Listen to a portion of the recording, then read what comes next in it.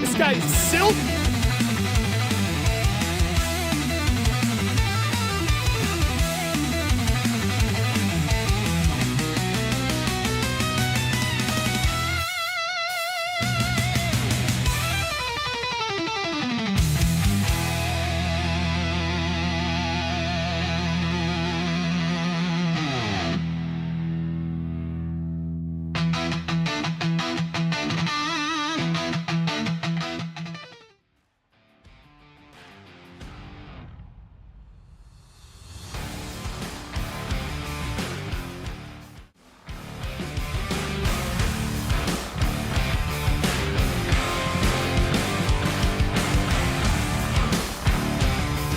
Welcome back in to Chicago Hockey Radio, Monday edition of our program. Justin Lynch, Lee Grossman, Tassos Kirkos, Raven Gasser producing today and every day.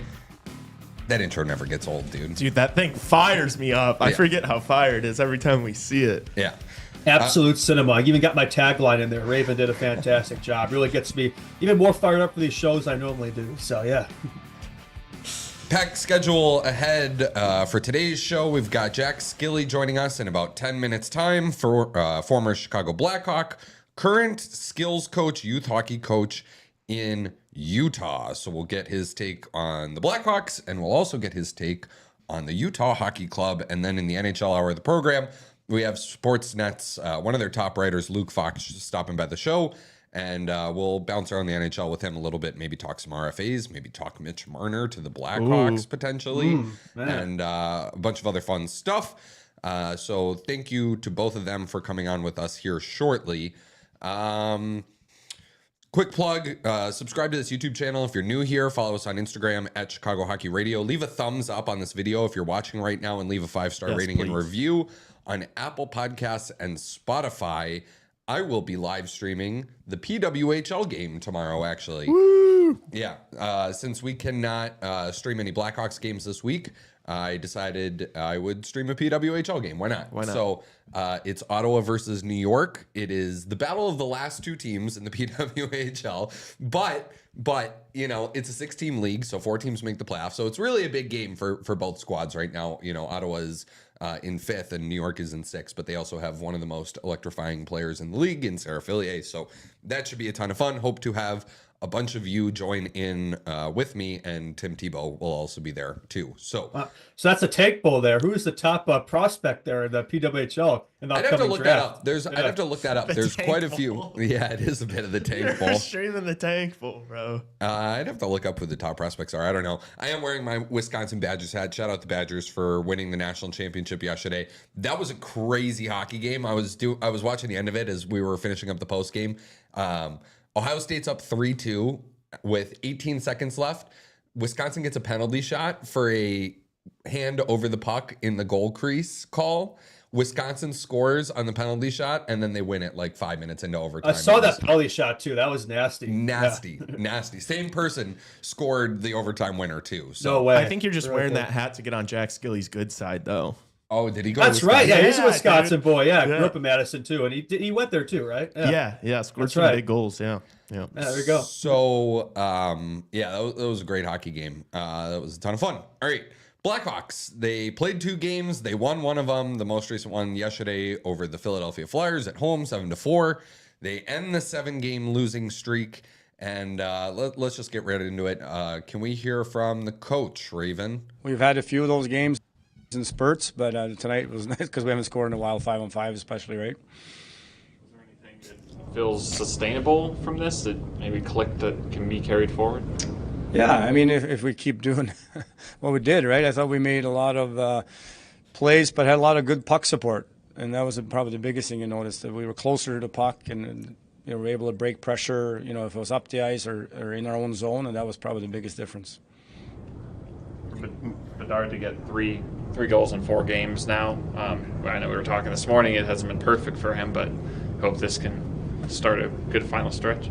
Yeah, absolutely. I think we talked about it, like you said. He's had chances, and now they're starting to come in, go in. And I thought his last 5 games has been really good overall. Maybe the numbers don't always show it, but he's been really good. And I thought today he obviously, got rewarded for it. Lee, you weren't on the show yesterday. Thoughts on the Blackhawks win?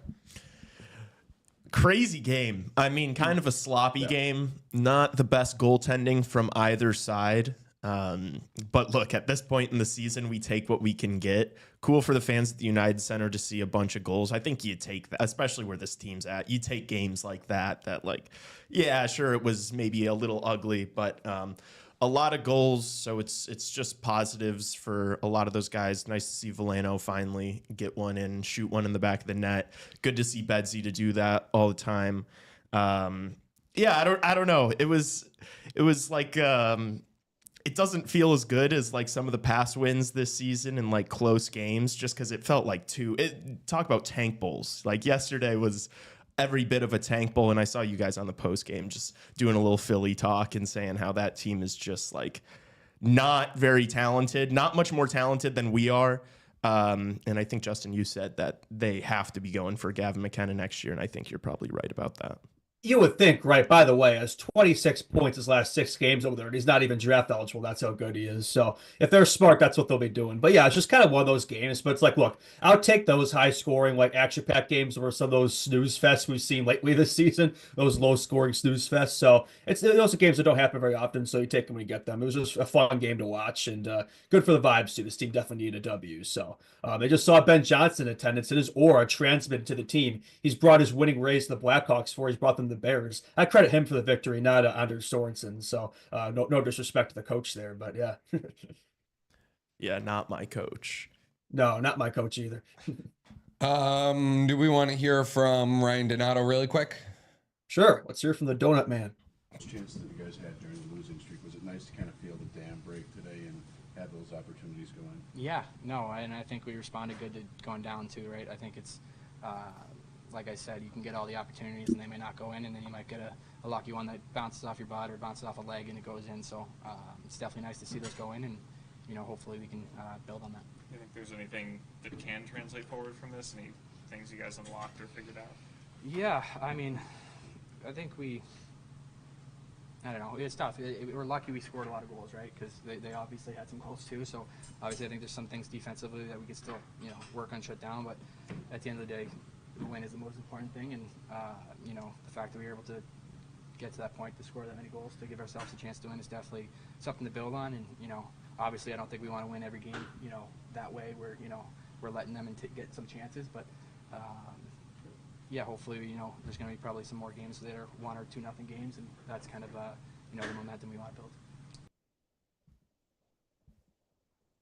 Inspirational. Something that I was like both of Donato's goals came off of Teravainen assists. It's just so strange to me that Teravainen this whole year has been on the first power play unit, and he's been great. He's like probably our most dangerous player on the power play just because his passing is so nutty. But it's just so interesting that like he remains in like the middle to bottom 6 all year long. And then Frank Nazar, who's been playing on the first line every night, doesn't play on the first power play unit. It just like, I don't know. It's one of those things that I think is like a coaching inconsistency. These guys playing like random parts of the lineup. It's like, I want a taste of Nazar, Bedard, Teravainen, please. That's literally what I was thinking. It amazes me of all the possible line combinations that Sorensen's tried with this team. Teravainen has never been the top line since he's been the coach. Like, he was the top line in October, and that's it. And he's probably been, you could argue, he's been our best offensive producer like the last little bit here. I'd love to see him up there, Bedard and Nazar. I think that'd be a great line. But you know what, Donato there too. As long as those two together, I think that's probably the best you could do with that first line. So yeah, I think things are looking up there. Bedard's looking up. His production's been good. So I probably shouldn't be complaining too much about that. But still, Teravainen has been stapled to that second line pretty much all season, that defensive role. So fair enough, I guess. It just feels random because it's not like Tavo hasn't done enough to like play up there. Exactly. Like, everybody else has been moved up. Yeah, except for him. I don't know. Maybe the Nazar thing confuses me too. Like, he should be on the first power play unit. Yeah. Absolutely. Although the game yesterday was sloppy, we still take those all day over the game on Saturday against St. Louis. That was like a bummer of a game to watch. Jack Skille's here. There he is. Do we want to? Yeah. Jack Skille on the show now, former National Hockey Leaguer, former Chicago Blackhawk, also spent time with the Panthers, Blue Jackets, Avalanche, Canucks. Jack, how are you doing today? Thanks for joining us. Really appreciate it. I'm doing great. Thanks, guys. I really like the Badger hat. Yeah. We called that one. Fire him up. Yep. Yeah. Good game from the girls yesterday, winning the Natty. Amazing. That was cool. So we're having a conversation right now. Blackhawks got the win last night or yesterday afternoon over the Philly Flyers, ending a 7-game losing streak. What do you make of the Blackhawks right now? It hasn't been the season that I'm sure the organization expected. As somebody that spent time with the team as they were sort of ascending into, what a lot of people in the city remember them as for the dominance there. early on in the 2010s. What do you see when you watch the Blackhawks these days? If you get to watch them a ton. For me, I think what I see is kind of what I remember back when I was a rookie. My rookie season, it was same things were going on. It was back when Rocky blacked out all the games on TV and wanted people there in attendance, and the attendance wasn't great. The team wasn't doing that well, and then right when I signed I believe my first NHL game was sometime in January at home at United Center against LA, and it was a packed house.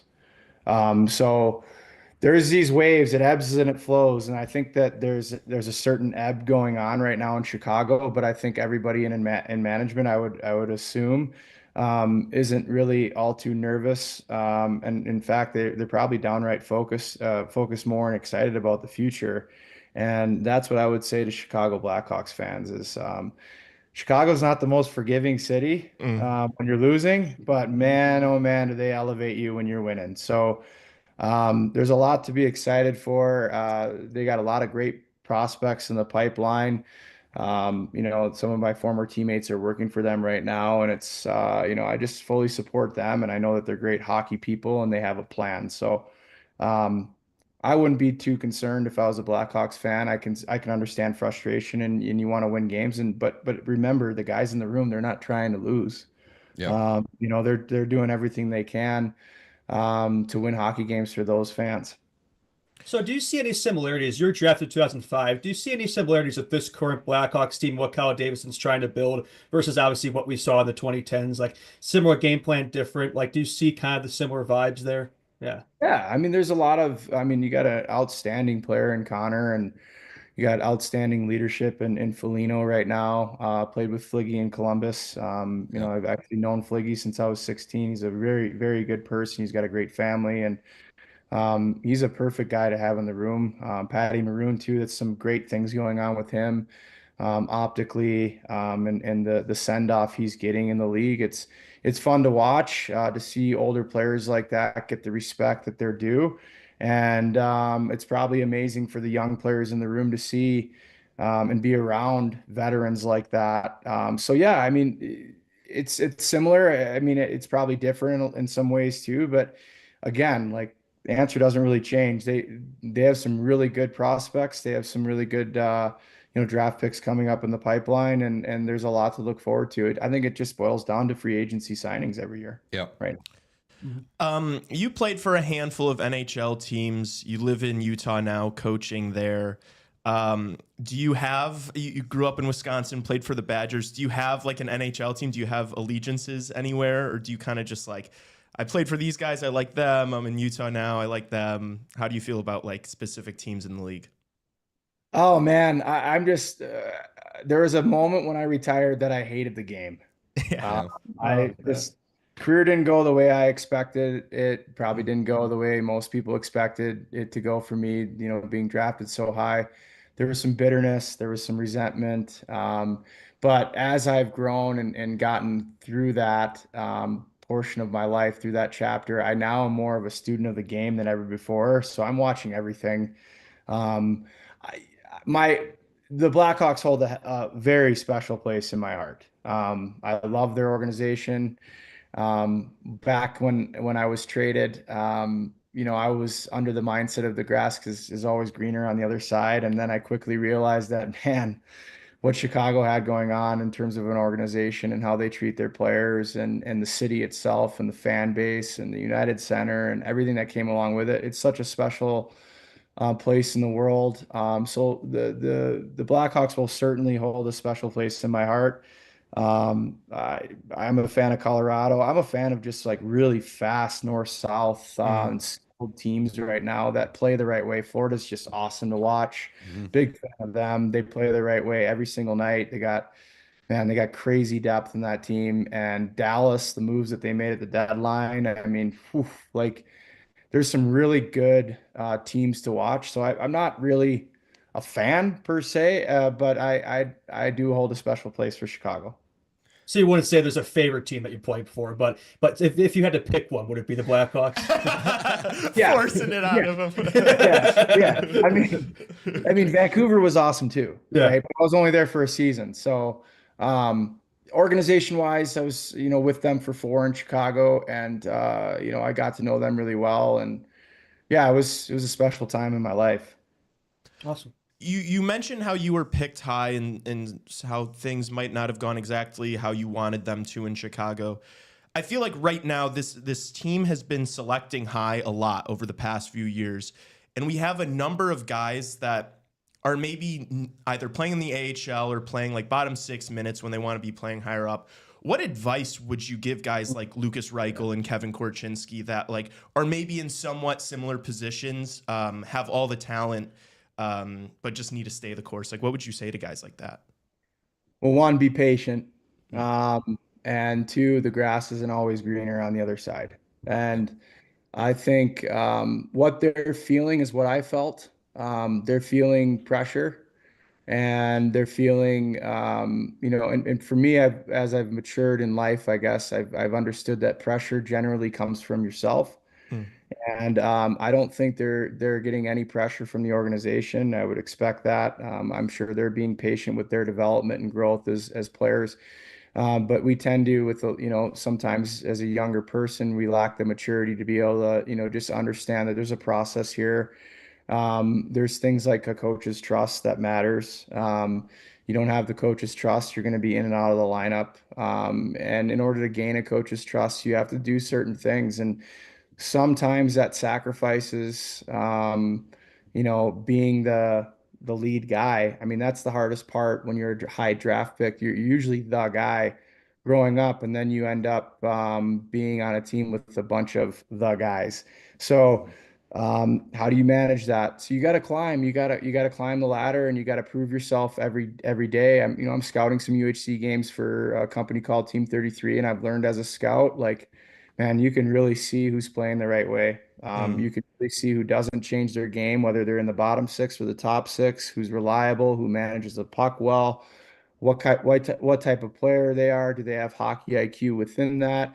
And, who's confident with the puck, and I think the NHL level is really hard. It's much faster. Puck decisions are much quicker. That means processing speed is dialed up a notch. The AHL is a little bit easier from those standpoints, and those kids are getting the playing time that they're used to, so they're able to kind of be a little bit more loose. When you play bottom 6 minutes and you maybe only get a grade A or two a game, you're gripping your stick a little bit harder in those moments, and you're not really poised with the puck. So a perfect example out here in Utah is, Josh Stone was kind of rushing his decisions, and he wasn't playing too confident. He really wasn't playing his full style. And they sent him down to the minors to just kind of get some more minutes and develop and play. He came back, and it fixed him. It made him relax a little bit and realize, hey, man, I am a good player. So I think for these players, the pressure they're feeling is important to understand as fans. There's grace and empathy for them, and they're trying to figure it out. And of course, they're chomping at the bit. They want to play big time minutes, but they don't necessarily know or understand that they're not quite ready for that yet.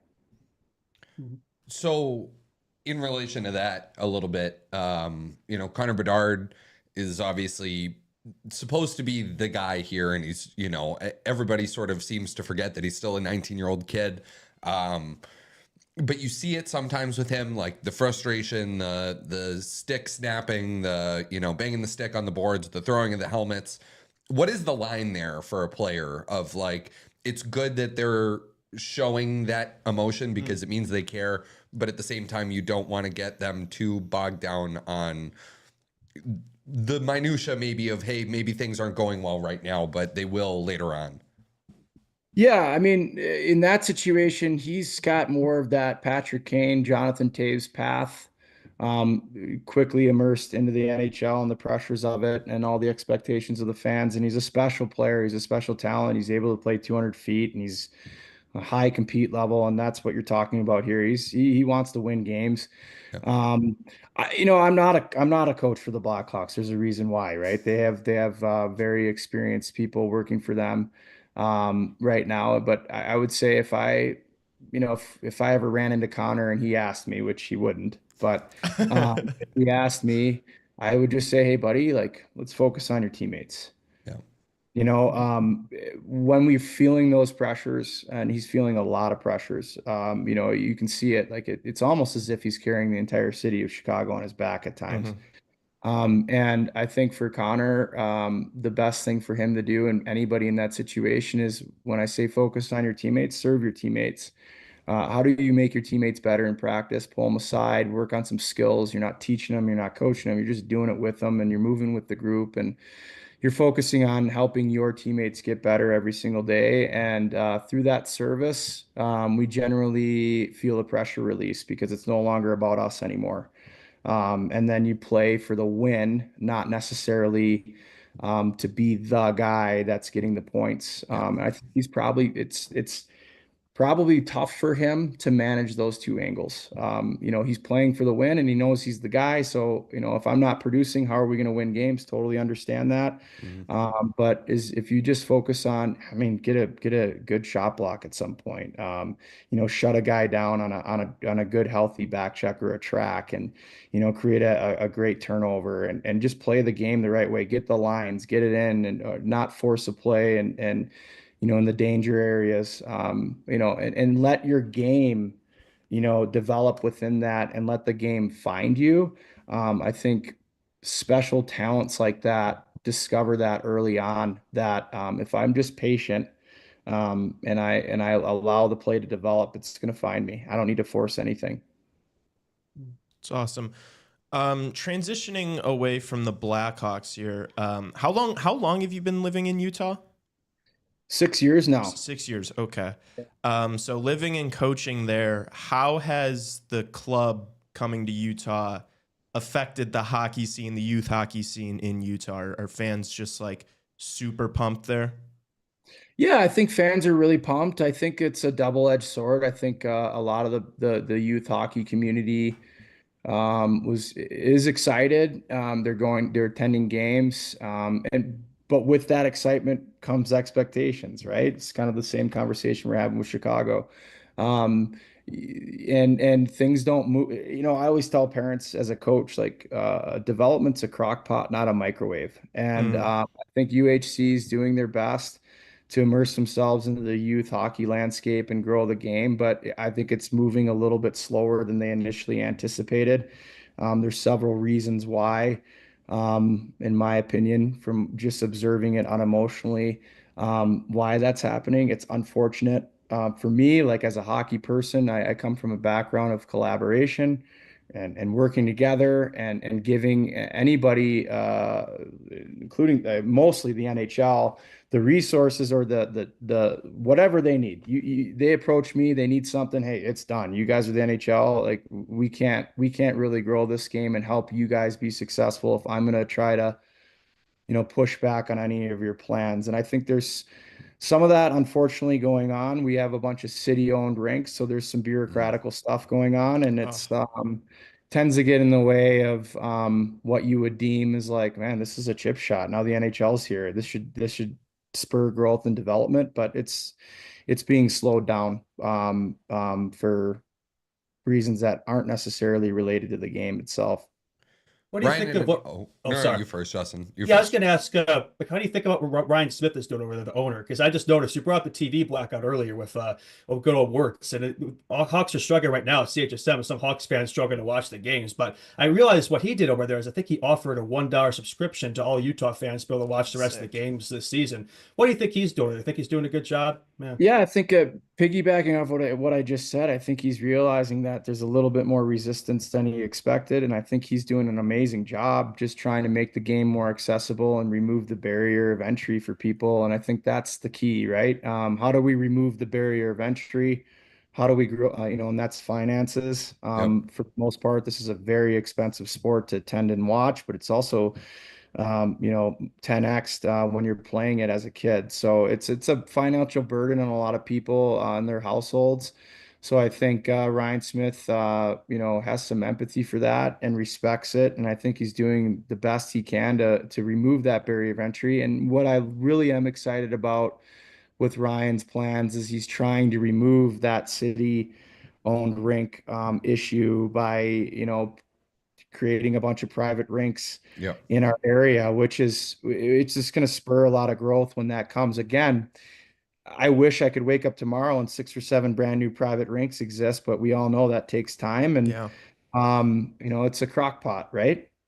So Absolutely.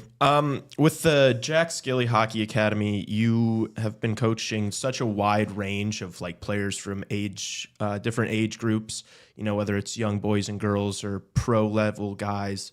What have you gotten the most out of coaching, like being around these young players and trying to translate the information onto young people? oh man, I've been challenged to grow as a person, and I have like I hope I have. My wife tells me I have, so I'll take that. That's all There you that go. That's all you matters. need. Yeah. That matters, right? Yeah. So, yeah, I mean, I'm a totally different person than I was 6 years ago. The responsibility of trying to lead these young minds. A lot of the guys like me who had a career tend to avoid youth hockey because things can get pretty crazy. And I've had a really fortunate to have a couple great mentors in my life. One of them being Troy Ward on the hockey front, and then Steve Merland, who was my old he's a good friend of mine, but he trained me in the off seasons, and they've really just helped me manage expectations of parents, and really focus more on relationships, and then including parents in on my plans, and really giving parents a space without giving up too much of my energy or my day, to really share what they see, and be open-minded, and try to accommodate things if they make sense for everybody. So um, my whole demeanor has changed with parents, especially, but with the kids, my coaching style's changed. It's not necessarily the message as a coach, it's the delivery of that message. And I mean, when you're coaching 10U's, 12s, 14s, 16s, or high school kids, and now you got some junior level kids, and then you got some college kids and some pro kids, your demeanor kind of changes along with that audience. I got a little chance to coach some 6U and 8U hockey this year because my son's in his first year of sixes, and yeah, it's a challenge. You're kind of, it's like you're an actor, you're going into character every single hour of ice depending on the group. So, yeah, the return on investment for working with kids has been more personal in my daily life, and I'm super grateful for it. You mentioned your young son. Is he like super into the game? Is he a fan? Does he watch a lot? Does he comprehend that dad used to do this? And Yeah, you'll get a kick out of this. So we were watching, gosh, he was a year and a half ago. We were watching Connor playing, actually in our bedroom on the TV, and he was laying in the bed next to me, and he goes, "Dad, did you play there?" And I said, "Yeah, I played there." He goes, "Did you play with those guys?" And I said, "A couple of them." "Which guy? Nick Foligno?" "Oh yeah, Nick Foligno." "Okay." And he goes, "Did you play with Connor Bedard?" I go, "No, I think he was probably in middle school when I played." He Right. was your age. Yeah, daddy's old. And he goes, "Well, I'm going to play in the NHL someday." I said, "Oh, you are, huh?" And he's like, "Yeah, I'm going to boom Connor Bedard against the glass." Right. And I loved it, So Yeah. he He's gonna loved be an the game. enforcer. Yeah. Yeah, I hope not. I mean, those guys are great guys, Yeah. but maybe living out in Park City, he'll turn into a mountain biker or something. But no, he loves the game. He's always playing for hockey. He loves going to the rink. He actually had a meltdown because both of the stick and pucks were full in Park City yesterday, and he was really banking on going. So, Oh, no, it's great to watch him play, and I'm learning a lot about. My parents are here actually visiting me this week, and to be able to share this with my dad, really understand, what was it like at 5? What were you worried about as a dad? Taking your kid to the rink. You certainly don't want to press these kids. You want to make sure that they cultivate and grow the love of the game on their own. And as a parent, you're just kind of like putting them in that environment when they ask. And you know what? He's asking quite a bit. We played a lot of pond hockey. He really wants to go to the rink. So I'll facilitate that, but no pressure. He's too young. It's just trying to figure out if this is even going to take. What do you make of the Utah Hockey Club on the ice? They're 6 points out of a playoff spot, but they got a couple games in hand on St. Louis. They're kind of making things interesting here down the stretch. They've played some better hockey, it seems like, the last couple of weeks. They've got some good young players. What do you see when you watch them play? Well, they've evolved quite a bit. And again, like I've said, I've been in the scouting room, I think close to 17 or 18 games this year.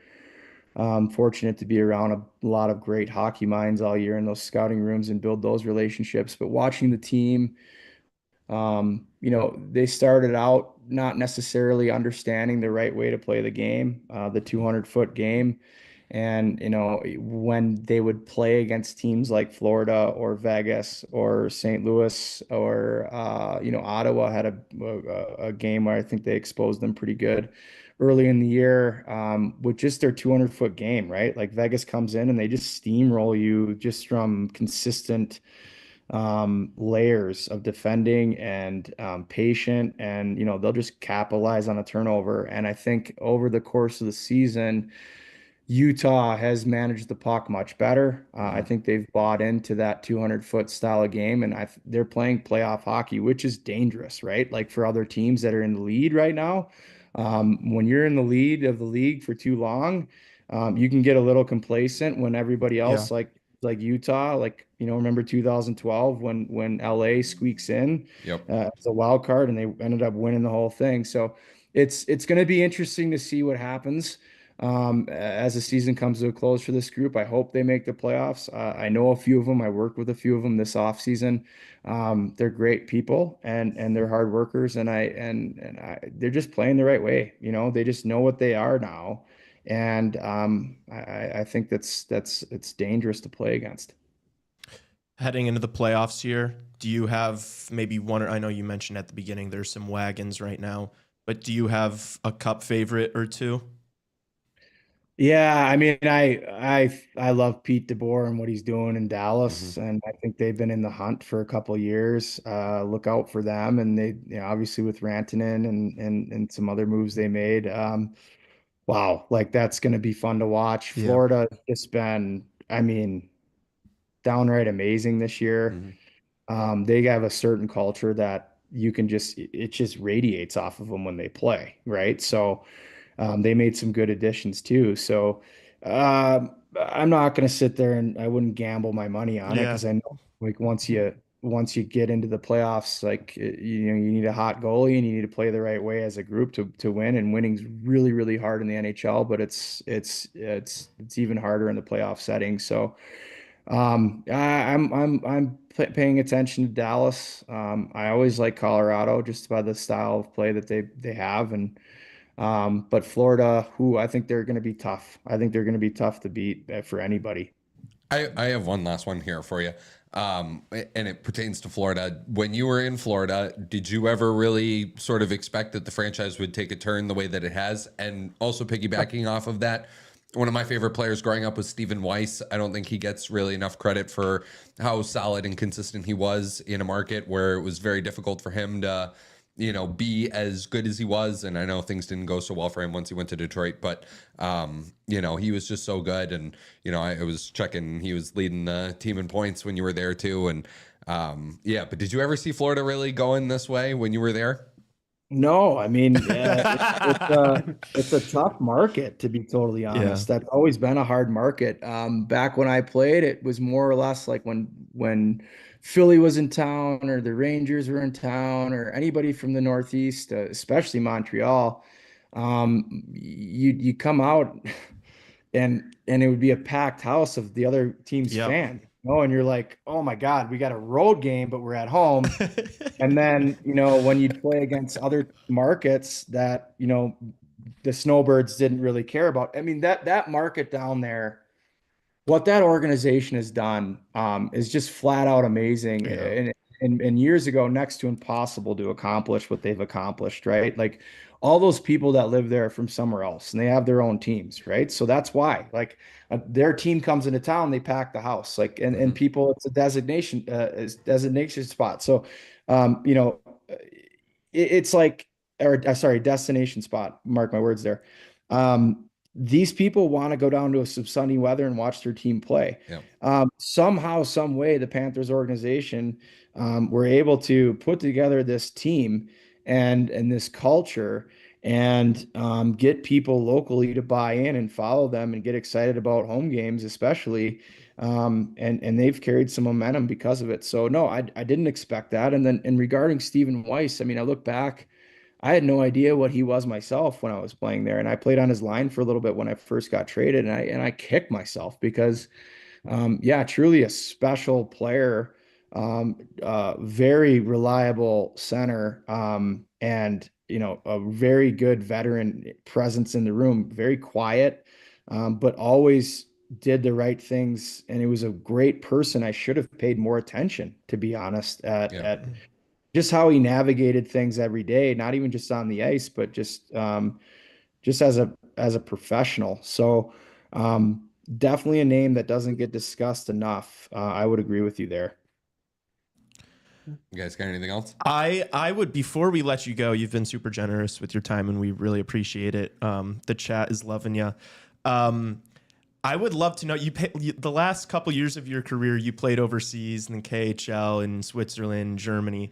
Were there any like funny culture shock moments or like really funny interactions with coaches or anything like that over there?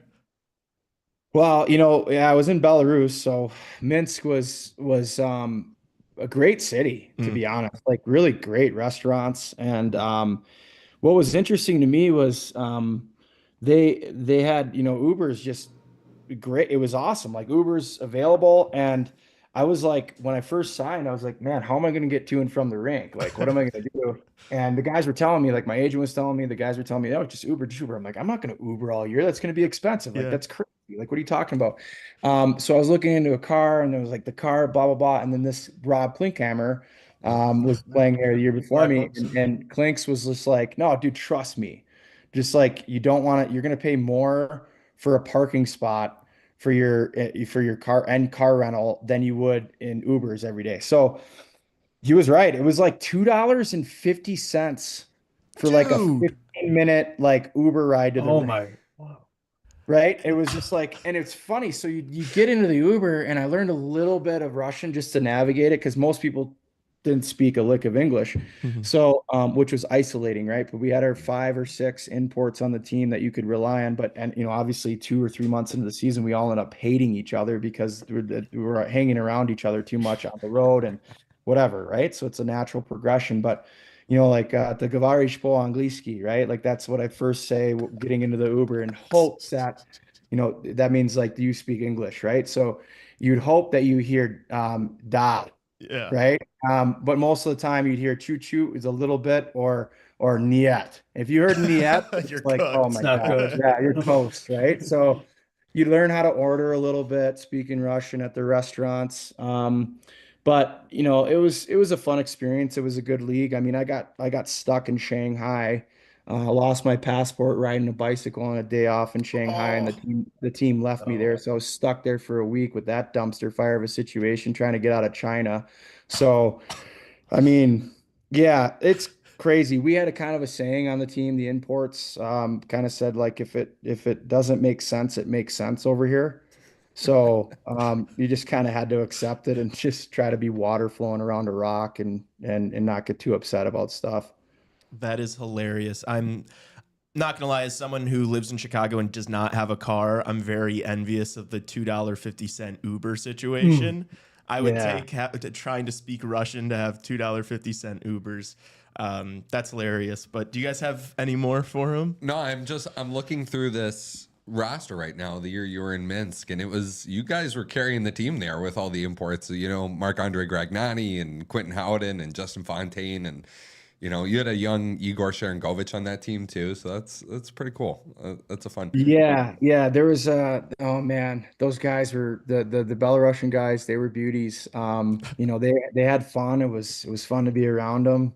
But they were, they weren't really. They thought us imports were arrogant, and probably rightfully so. Yeah. I mean, we were used to different experiences, but yeah, I mean, there's stuff that happened that probably isn't radio friendly, to be honest. Oh, yeah. I'll save that if I ever get an interview with Spit and Chicklets, but just stupid stuff. Yeah, but probably rated R. That's awesome. That's hilarious. No, feel free to share if you want. We get banned. Yeah, probably best to not. But no, like it was just a fun environment. Like I just remember, the story I will share, the Shanghai story, was I was, for the first time in my entire life, I walked into the building at home in Minsk. We must have been playing like Omsk or some other, weird Russian team name. And I looked at my jersey for the first time, and I genuinely didn't want to play. Mm. And I was scared to my core because I didn't know what to do with that feeling. You have feelings all the time where, oh my God, my knees bugging me, my shoulders bugging me. And then you get through it. You try to figure out a way to, like, okay, I'm going to not think about it, and I'm going to focus on my job here. I'm at work. Right. So, but that was a moment where I was like, I genuinely don't want to play, and I didn't know what to do. And, I was like, but I have my job to do tonight. So I went out and played. And I remember calling a mentor in that moment and just saying, I got to come home. I'm done. Yeah. I got 20 games left in the season, and I got to terminate my deal, and I just got to move on. And what's crazy is we prayed about it because he was a spiritual mentor of mine as well. And we prayed about it, and then it was like, that was it. So he's like, okay.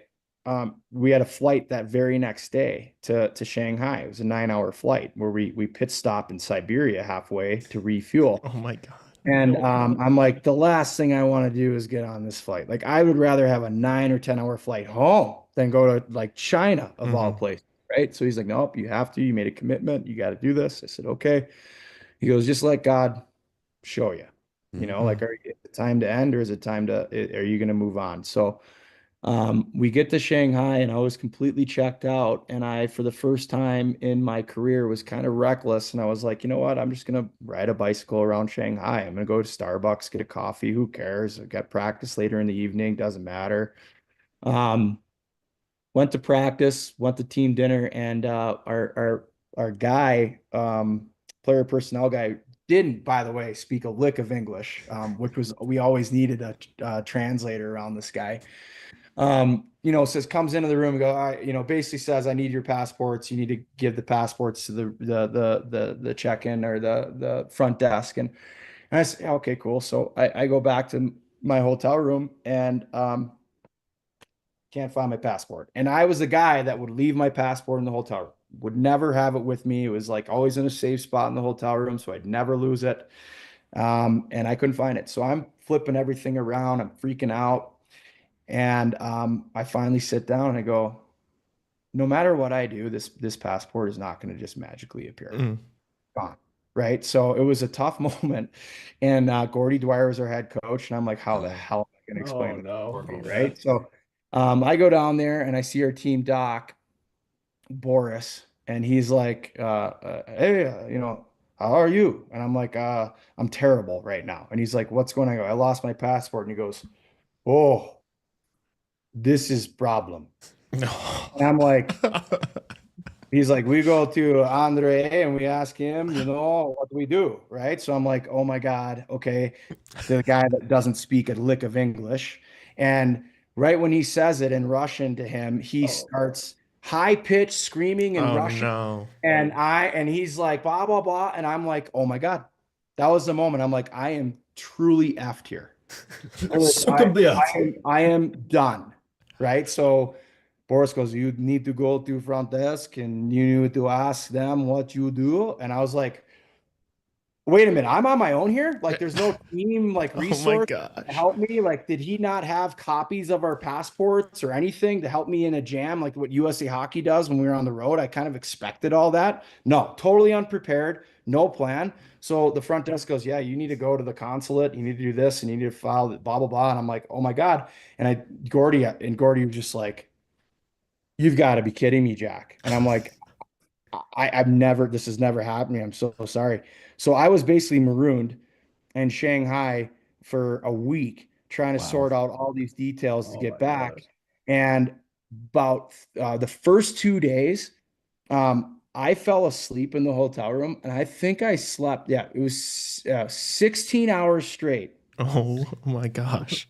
for the first day, which I had no idea. Like I passed out, didn't wake up. Right. I'm lucky I didn't wet the bed. Right. So, and It's then like the whole yeah, day. crazy. Right. So then the next day was like, I don't know, 12 or 14 hours. And then after those 2 nights of rest, I got, it was like 1 a.m. Shanghai time. And I was like wired. And I went to the hotel weight room and I'm like, I got to get ready to play. Yeah. And I was like, I got to stay in shape. I got to stay sharp. And I was crushing it in the hotel for the next like 3 or 4 days. And while I got my stuff done, handled, and totally embarrassed, I got docked pay. They didn't pay me for the week that I missed. Oh, I had to pay. It basically cost me in docked pay plus like all the documents I had to pay for, and then I had to pay for my own flight out of Shanghai to basically made me pay for everything. It was about a $17,000 passport. oh no. Yeah. So I got back to Belarus and got on the ice, and everybody was greeting me in the room. The maids at the hotel would knock on the door and go, "Mihao, Mihao," right? Like, just their greeting, like Yeah. I'm here. And so I'm walking into the room, and all the Belarusian guys, "Mihao, Mihao, Mihao," No. giving me high fives. Like everyone's giving me crap. We were like laughing, like, "Holy crap!" They're hugging me, like, "You made it, you survived." And then that first practice, man, I was light as a feather, and I love the game again.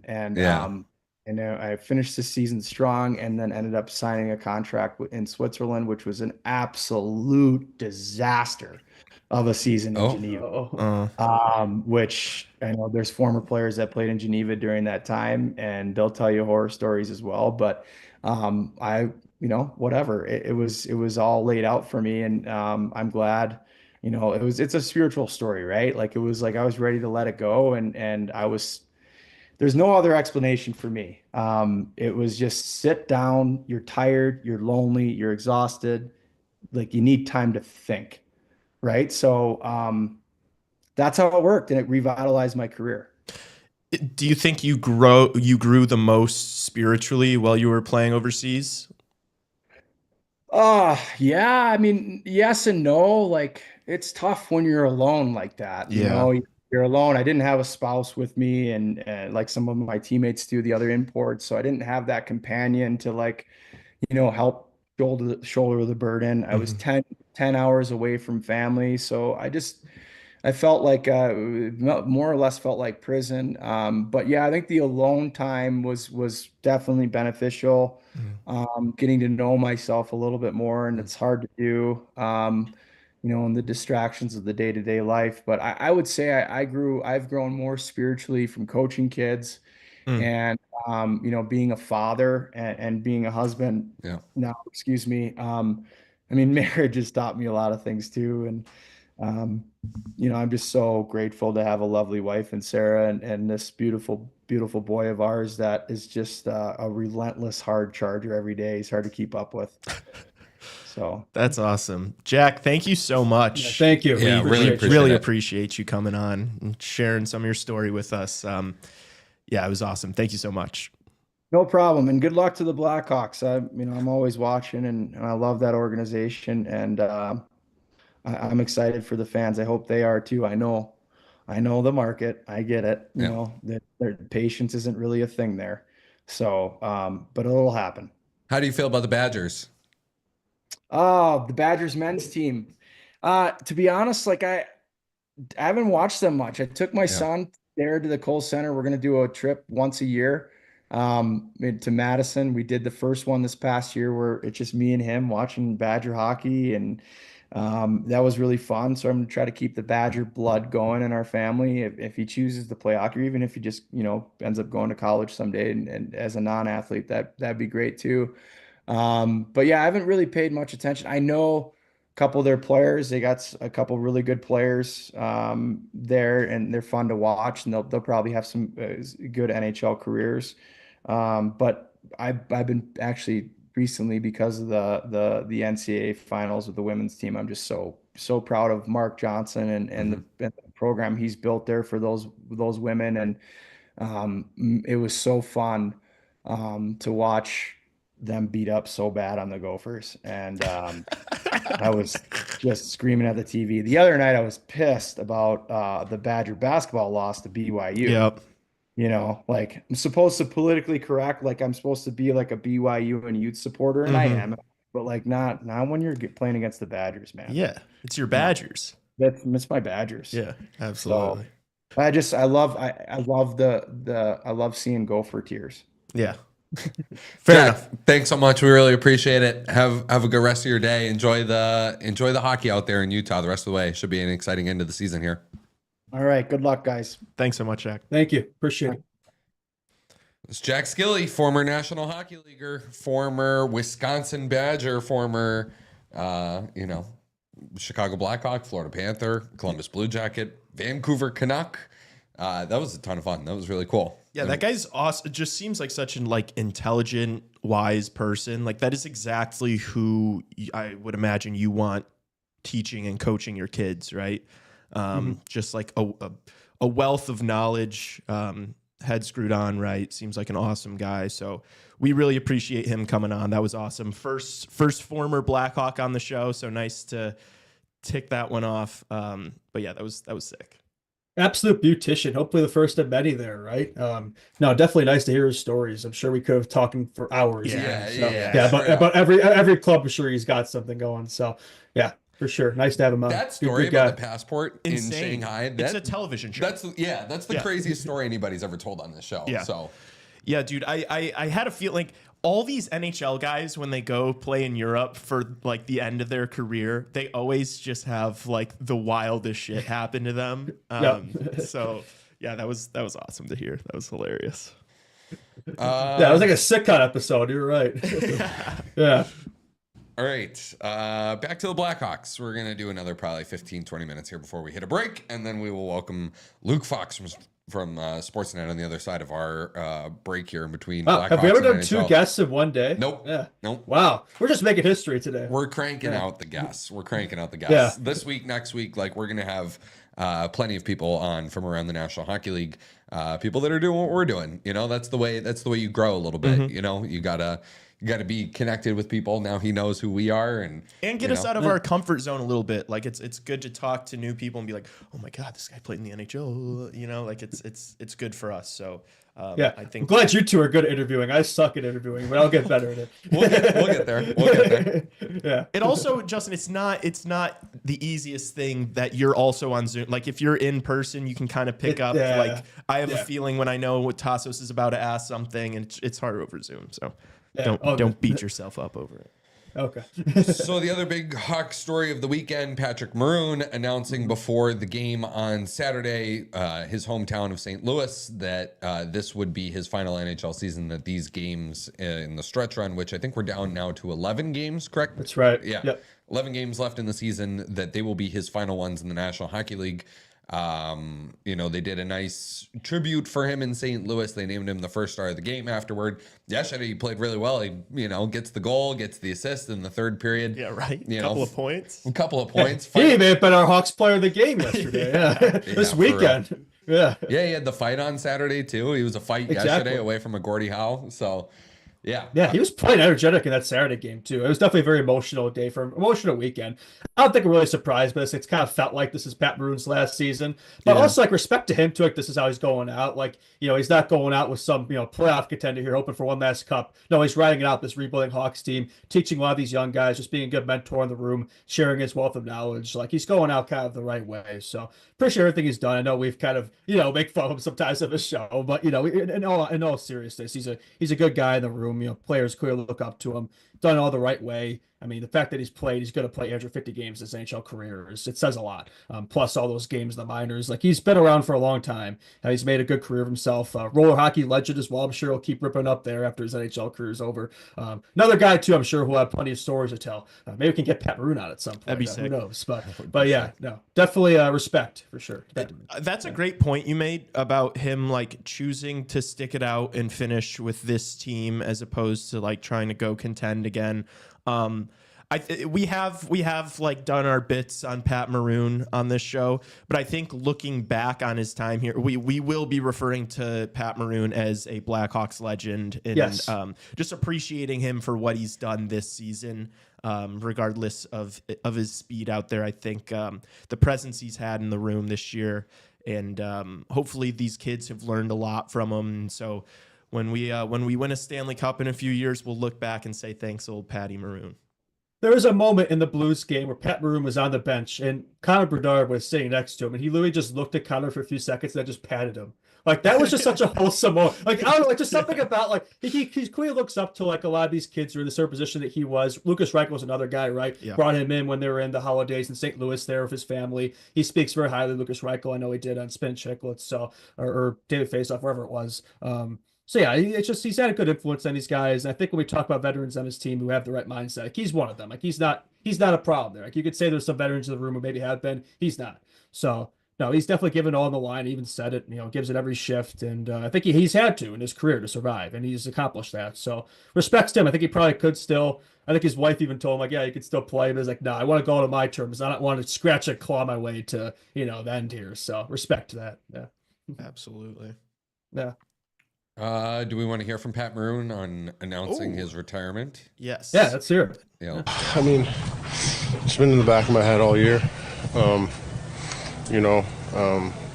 Like I said, I've given everything I have, and I want to go out on my own terms. I don't want to be scratching and crawling for a contract, and then they're telling you you're out. So I wanted to leave on my own terms, and when I was ready, and I'm excited for my new chapter in life, and but yeah, I mean, I'm just going to finish hard. Obviously, you guys know I play between the whistles and as hard as I can. So every time I get over the boards, it's like my last shift ever. So I'm going to continue to do that. What was it like to tell your dad, and I guess your family yesterday? Your dad said, "I'm going to hang him up."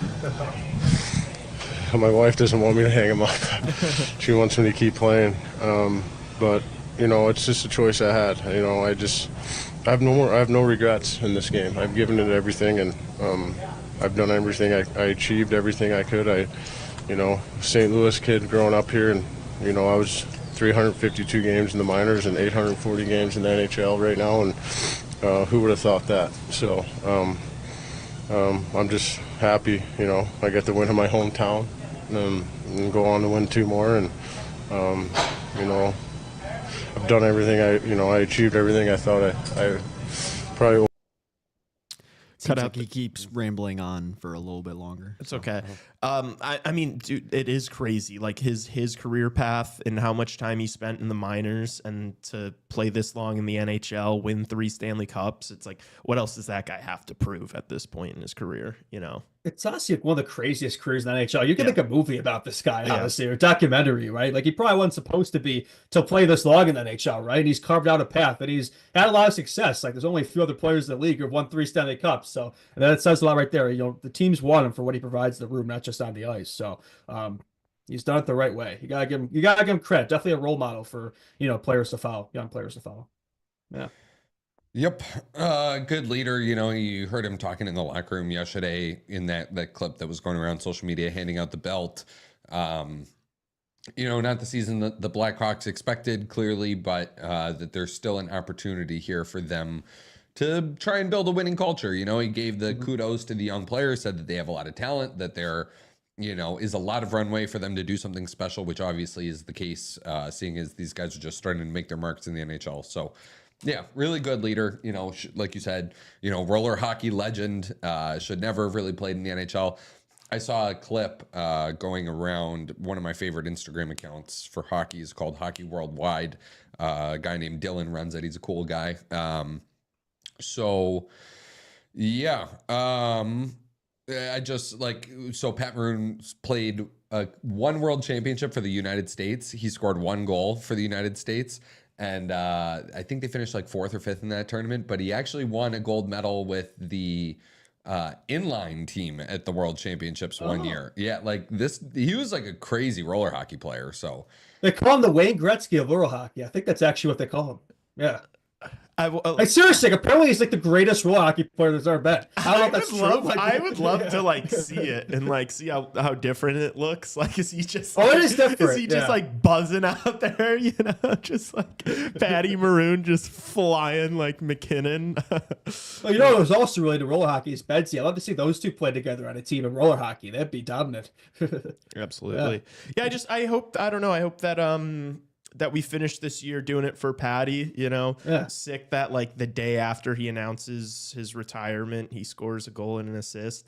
And like if you're in that locker room, I know these games aren't super important, but like for a guy who's had a career as long as him, like send him out the right way. Yes. You know, like run through a wall for this guy, please, for the love of God.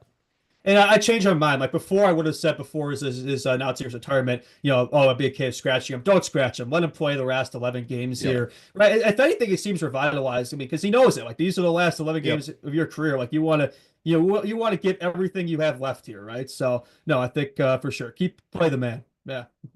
Yeah. And he also mentioned like, you know, he did celebrate that goal and he looked not relieved, but like very pumped. And he mentioned like, you know, you never know which one, like that could be his last goal in the NHL. That could have been the last one. Yeah. Hopefully it won't be, right? He's got 11 games to get a few more here. So let's pad those stats one last time. Absolutely. Yeah. Hell, throw him up there at Betsy.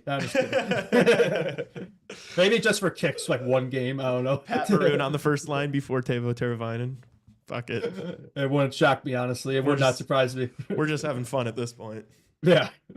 I mean, hey, he did play on a line with Connor McDavid for a while there in Edmonton, so yeah, there you go. Yeah. The missing piece. Maybe convince him to play another year, honestly. There you go. Just so we can have him be with Bedsy for an entire year.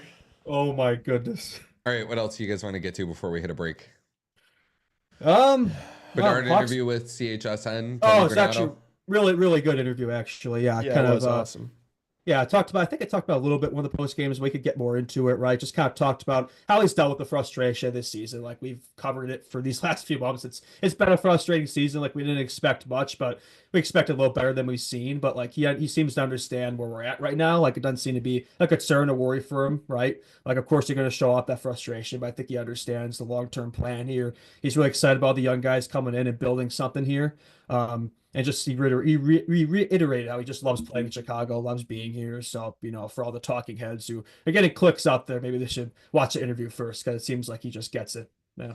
Yeah, it was a very good interview for Blackhawks fans to watch, I think. Just as you mentioned, not to echo everything you just said, but like just his understanding of the situation and his commitment to it is like a very nice thing for us to hear. Like he's fully aware of what they're creating and what's going on. And he sees the vision. There is a light at the end of the tunnel, you know, despite losing like 4-1 to St. Louis like this late in the year and how that might feel at the time. A lot to be excited about, and it's good to know that our boy is locked in. Yeah, because he came into this team a much different situation than, you know, Jack Skille came in. You know, Kane Tays, Keith Seabrook were already here. Like they were kind of already coming out of this rebuild, right? Bedard, he was at the early end of that process. Mm-hmm. So I think it's just people need to kind of like revert their expectations a little bit there, right? Like it's going to take time, but you know, I think we're on the right track here. Yeah. And then I guess the only other, I was going to say, you know, we got the Devils on Wednesday, but we have the Wednesday show to talk about that, and we can do Devils talk on that show a bit too, I think. I guess we'll save it. Yeah, we could save that. Yeah, a couple of days off here after 2 days in a row. What are you smirking about? I don't know, dude. Just a lot. But what's got your onions in a twist there? Yeah. It's like, lots funny. You gonna share? Or? No, that one's just for me. Okay. Clearly just that he's clearly thinking about that Shanghai Jack Skille story still, and he's cracking him up. Yeah, it's staying in his head. That's gonna be the type of story like I'll be taking an exam or something. I'll just randomly think of the time. We need to go to break. This kid's falling apart next to me What's right going now. on over there? I am falling apart. Yeah. All right. Did you guys catch Stan Bowman on After Hours? Yeah, a little bit. Just when I got here. I I don't know, dude. My thing with Stan Bowman is it's like you can talk about his character and like the mistakes he made with the Blackhawks all you want, but at the end of the day, I just don't think he's a good general manager. So yeah, I don't understand how he like of the two. Like I would have thought like, look, Quenneville, say what you will, like he's a good coach, right? I'm Yes. surprised that Stan Bowman has a job and not him. Which that makes no sense to me. It's But a little backwards. I don't know if it's him. It seems like sometimes Jeff Jackson's still calling the shots over there, which if they're smart, that's probably the case. But because Stan Bowman's just, I don't know. We've seen it. We've experienced it. I try not to watch much Stan Bowman content because I get Vietnam flashbacks every time I see his face. So yeah, I'm glad we're moved on from him. Yeah. Absolutely. Do you have any other deep thoughts about Stan Bowman and Edmonton? No, I don't know. He says he's doing work with Sheldon Kennedy, who's done a lot for hockey in general, capital H hockey, and, somebody who went through quite a lot through their playing experience and, has now forged a career after hockey, trying to make it a more inclusive and safer and better place for a lot of people. So, I just hope it's genuine. Yeah. That's all. Yeah, dude. Yeah. I that's kind of like how I feel it. It's just like I'm not going to go to bat for a guy who did something inexcusable when he's all dude. Also, conveniently fled to Canada, so he no longer has to deal with certain things. But we won't get into that. Yeah, dude. Yeah.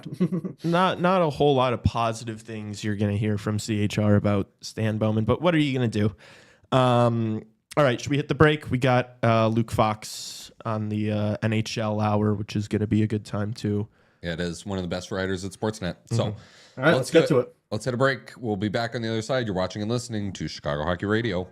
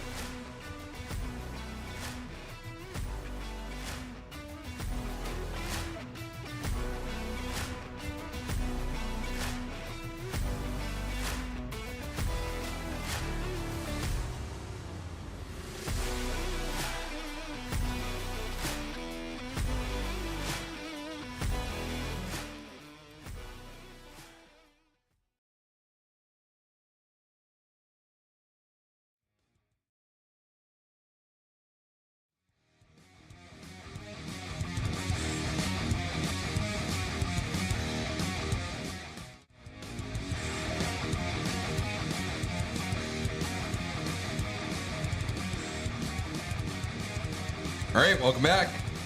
It's the NHL hour of our program. Chicago Hockey Radio. Justin Lynch, Lee Grossman, Tassos Kirkos, Raven Gasser. Thank you once again to Jack Skille for hopping on the show during the Blackhawks hour. That was a ton of fun. If you're just joining us now, definitely go back, give that a listen. Mm-hmm. That was a lot What of fun. What a guy. That was awesome. What an entertaining segment. Yeah.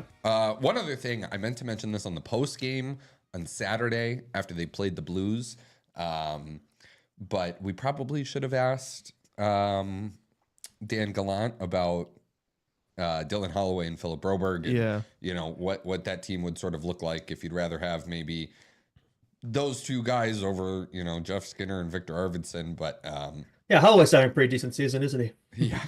He'd be pretty useful in that team right now. Yeah, he would be pretty useful on the Edmonton Oilers. Yeah. So go back to Friday's show and listen to our interview with Dan in the NHL, or if you haven't already too. I wish I asked Jack Skille about playing with Sean McMorrow because he played with the Sheriff. Oh, yeah. We didn't really ask him any Rockford I questions. know. Did We totally. Yeah. And I thought about it coming here today. I was like, oh my gosh, he played with the Sheriff. We got to ask him. And then completely forgot to ask him. But There was another thing, but I'm like, I'm not going to bring that up. But yeah. Yeah. We're going to have Luke Fox from Sportsnet join us in a couple of minutes. That one is going to be just audio, no video for Luke, as he is out and about doing his thing around the GTA. So we will get his thoughts on a few different subjects, probably among them Mitch Marner and his potential departure from the Toronto Maple Leafs, and what the odds are that he lands in a beautiful city like Chicago.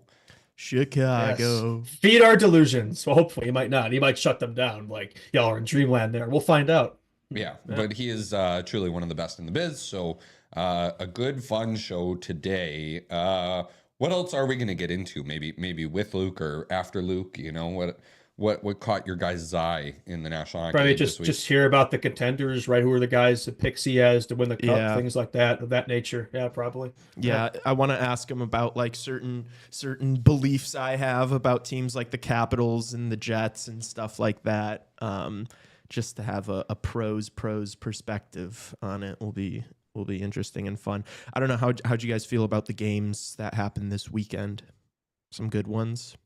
It was high scoring hockey this weekend. It was a lot of overs. I'm looking right now. Yeah, no, definitely. One just that cinematic Hawks Flyers game. There were a lot of high scoring contests. Kings also had 7 goals last night against the Bruins, so that shows the season they've been having. The Preds stomping on the Maple Leafs. That's right. How does Tassos feel about that? They blew it, dude. That was rough. Did you? Oh, I don't know. What were you gonna say?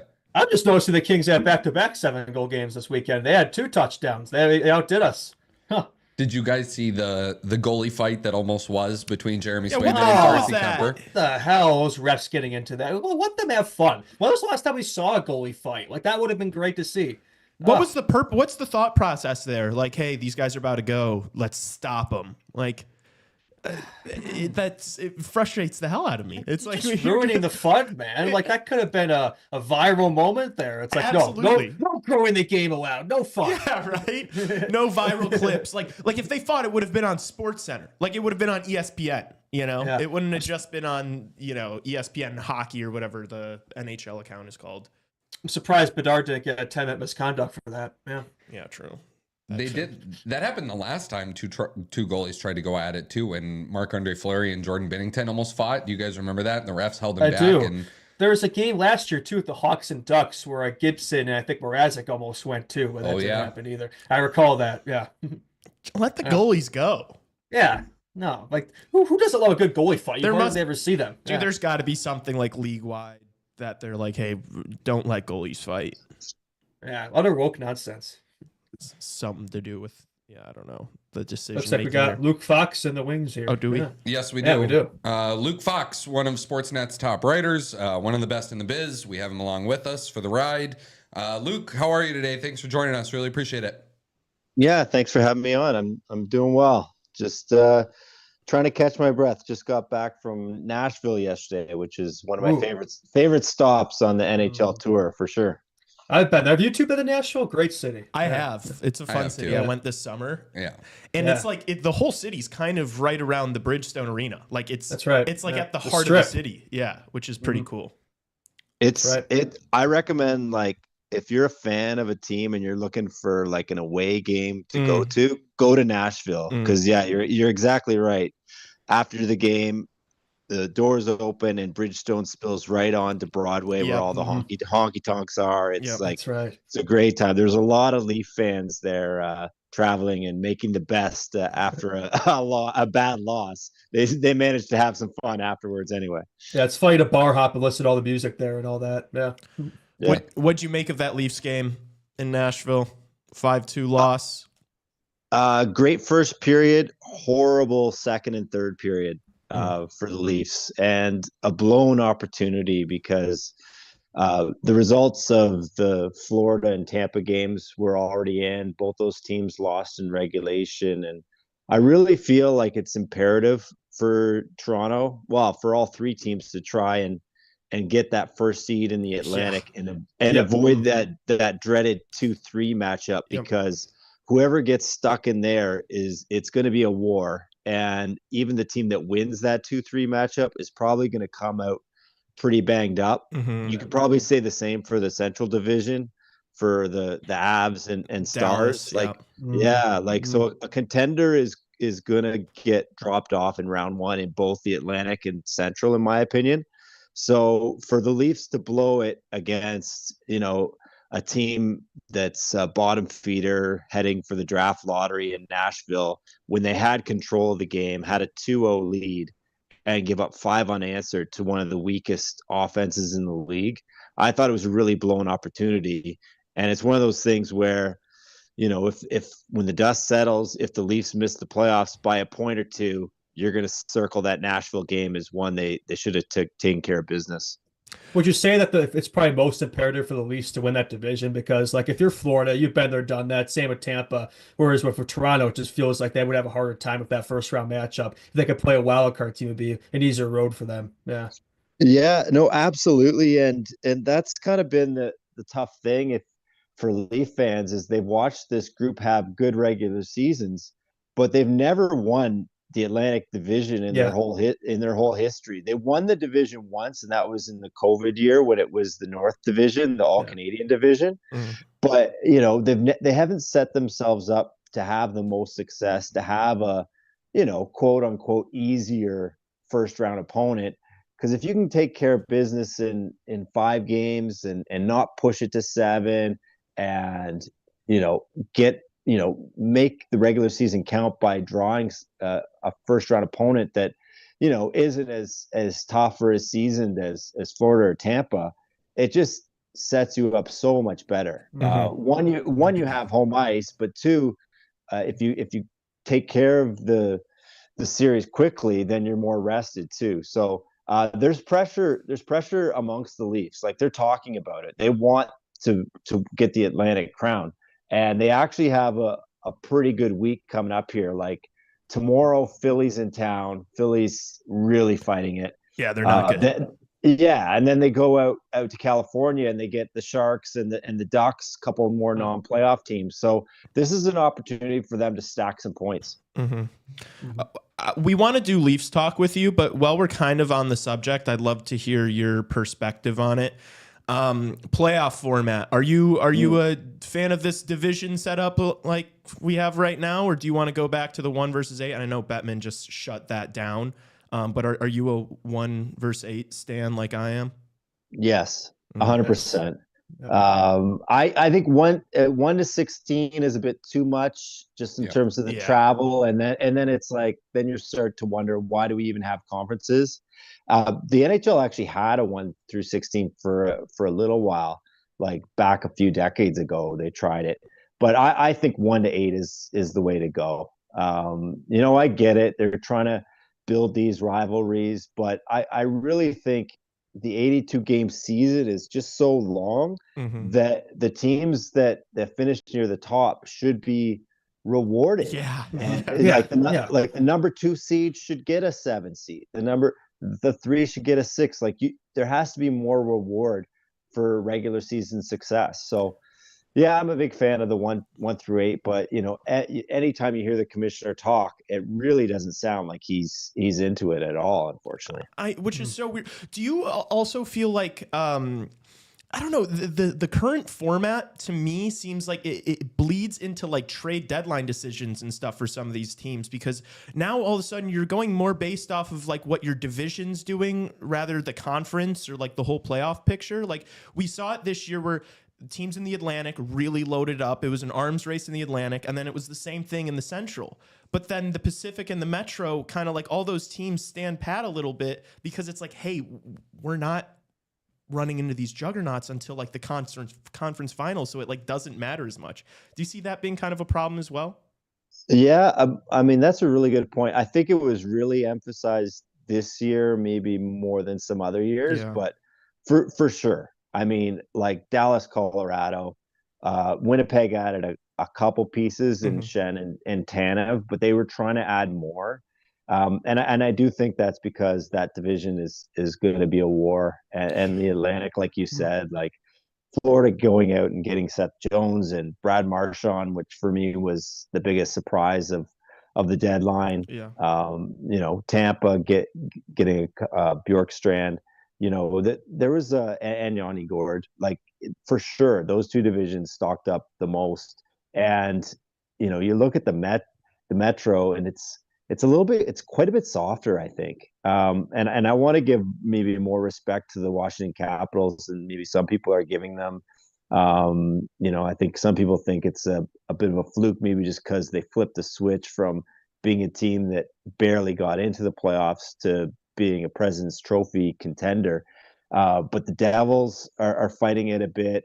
Carolina has actually done okay, but you look at their roster, they lost Martin Nikas, and then they also lost Renton. It's like, people are wondering if they really have the star power to go all the way. So yeah, divisionally speaking, it seems kind of lopsided on both halves of the bracket, and that's a good point that you make about the trade deadline kind of being maybe affected by the playoff format. Which teams do you like here? Do you have a favorite kind of approaching these playoffs? Yeah. Oh, I love the Central teams. The Colorado Avalanche, I've gotten to see them twice in person since the deadline, and they are just so fast and so well connected. They're an excellent passing team and excellent transition team. They have, Cale Makar, who I just think is such a difference maker. I think it's going to be tough to get by Dallas, but if they can, and I think the fact that Miro Heiskanen hasn't been playing kind of helps Colorado's cause. I'd be really scared to face the Avalanche. Right now, they look to me like the best team since the deadline. And I think post-deadline is the best time to assess where the teams are at, because then the roster's intact. They're really sharpening their swords for the playoffs. And that team's flying. It's a speed game. They play really fast. They have arguably the forward who's most dialed in right now, Nathan McKinnon. Yeah. The defenseman. We'll see. I think Mackenzie Blackwood's had a good season. We'll see what he can do in the playoffs. He hasn't really, that's one question mark, I think, because he just doesn't have the playoff pedigree yet. But in terms of strength up the middle, good back end, I really like the Avs right now. Luke, what are your thoughts on the local team here in Chicago? I know it's not a team you get to see very much, but it's been a challenging season here where many expected more progress than we've seen. Just what do you think is, what is ailing the Blackhawks right now, and what is maybe the solution to get to where they want to be? Yeah, I don't think there's an easy solution. I think it's tough. It's a tough season. I know they weren't supposed to be a playoff team by any means, but they were supposed to take a step forward. Surround Bedard with the right kind of veterans and all that. The bright side is cap space won't be an issue going forward. Davidson has some room to wiggle with here and try and structure a team, build a team. but you can't just have all young guys. You know, I love Nick Foligno, guys. I think he's like one of the, you know, strongest character guys in our sport. I just don't think they have enough solid veterans, and you know, maybe like guys that are late 20s, early 30s. I just don't think there's enough to build a team around and bring the youth up the right way. And I feel like we're still a few years away from this team making noise. And then, you know, I was talking about the Central. Making things harder for the Blackhawks is they play in what I think is probably the toughest division in hockey right now. Yeah. Like in order to make any noise, you have to go against like some of the fiercest opponents and true contenders. And it just takes time to build up that depth.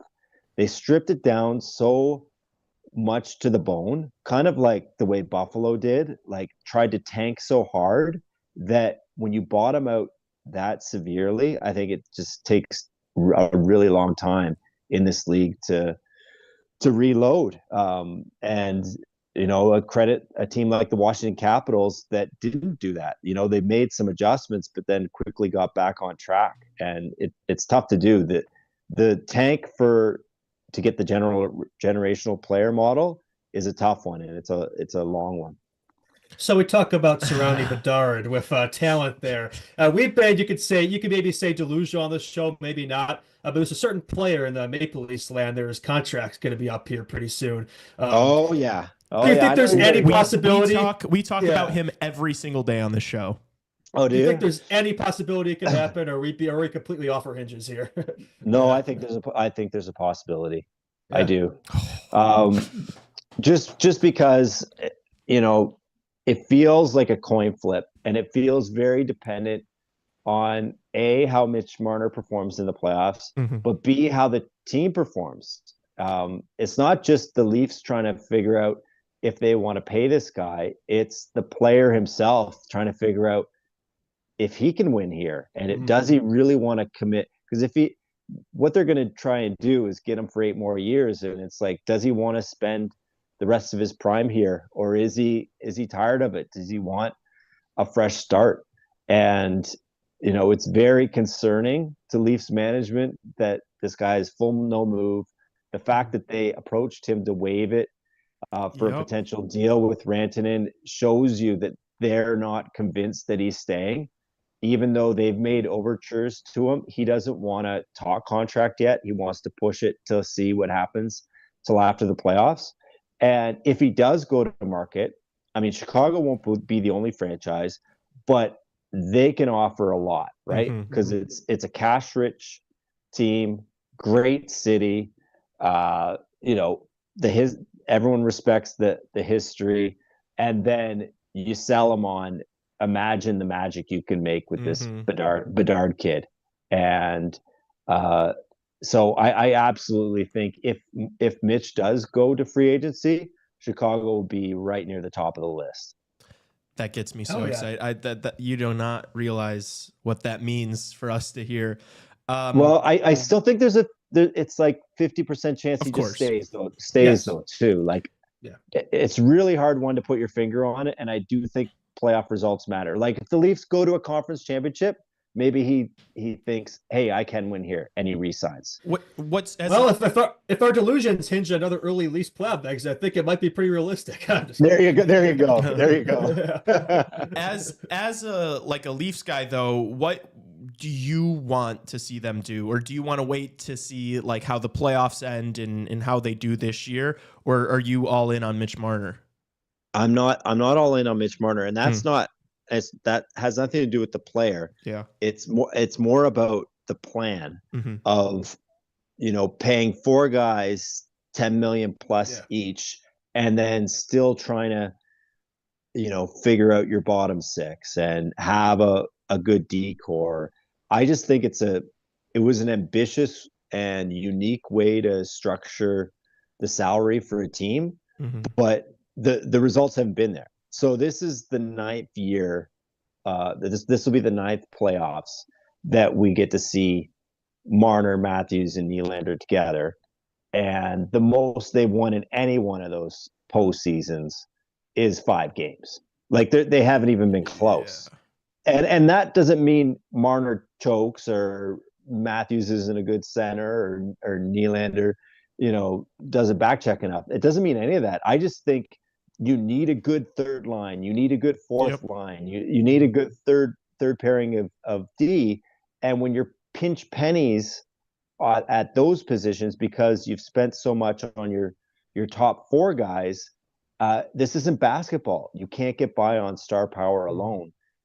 So I think if it is another early exit, I would be okay with letting Marner go, just not because he's a bad player at all, but just because I think you have to try a different formula.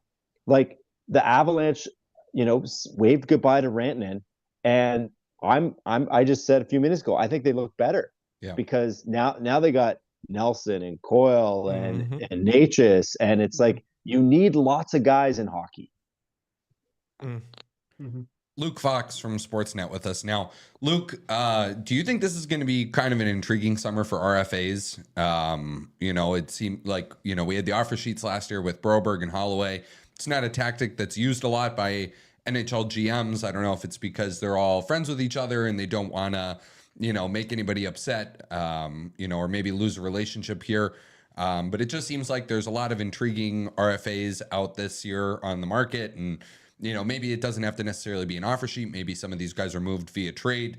What are your thoughts on the RFA market? I know you do like, a touch up on it every now and again. And, what do you think it's going to look like this summer?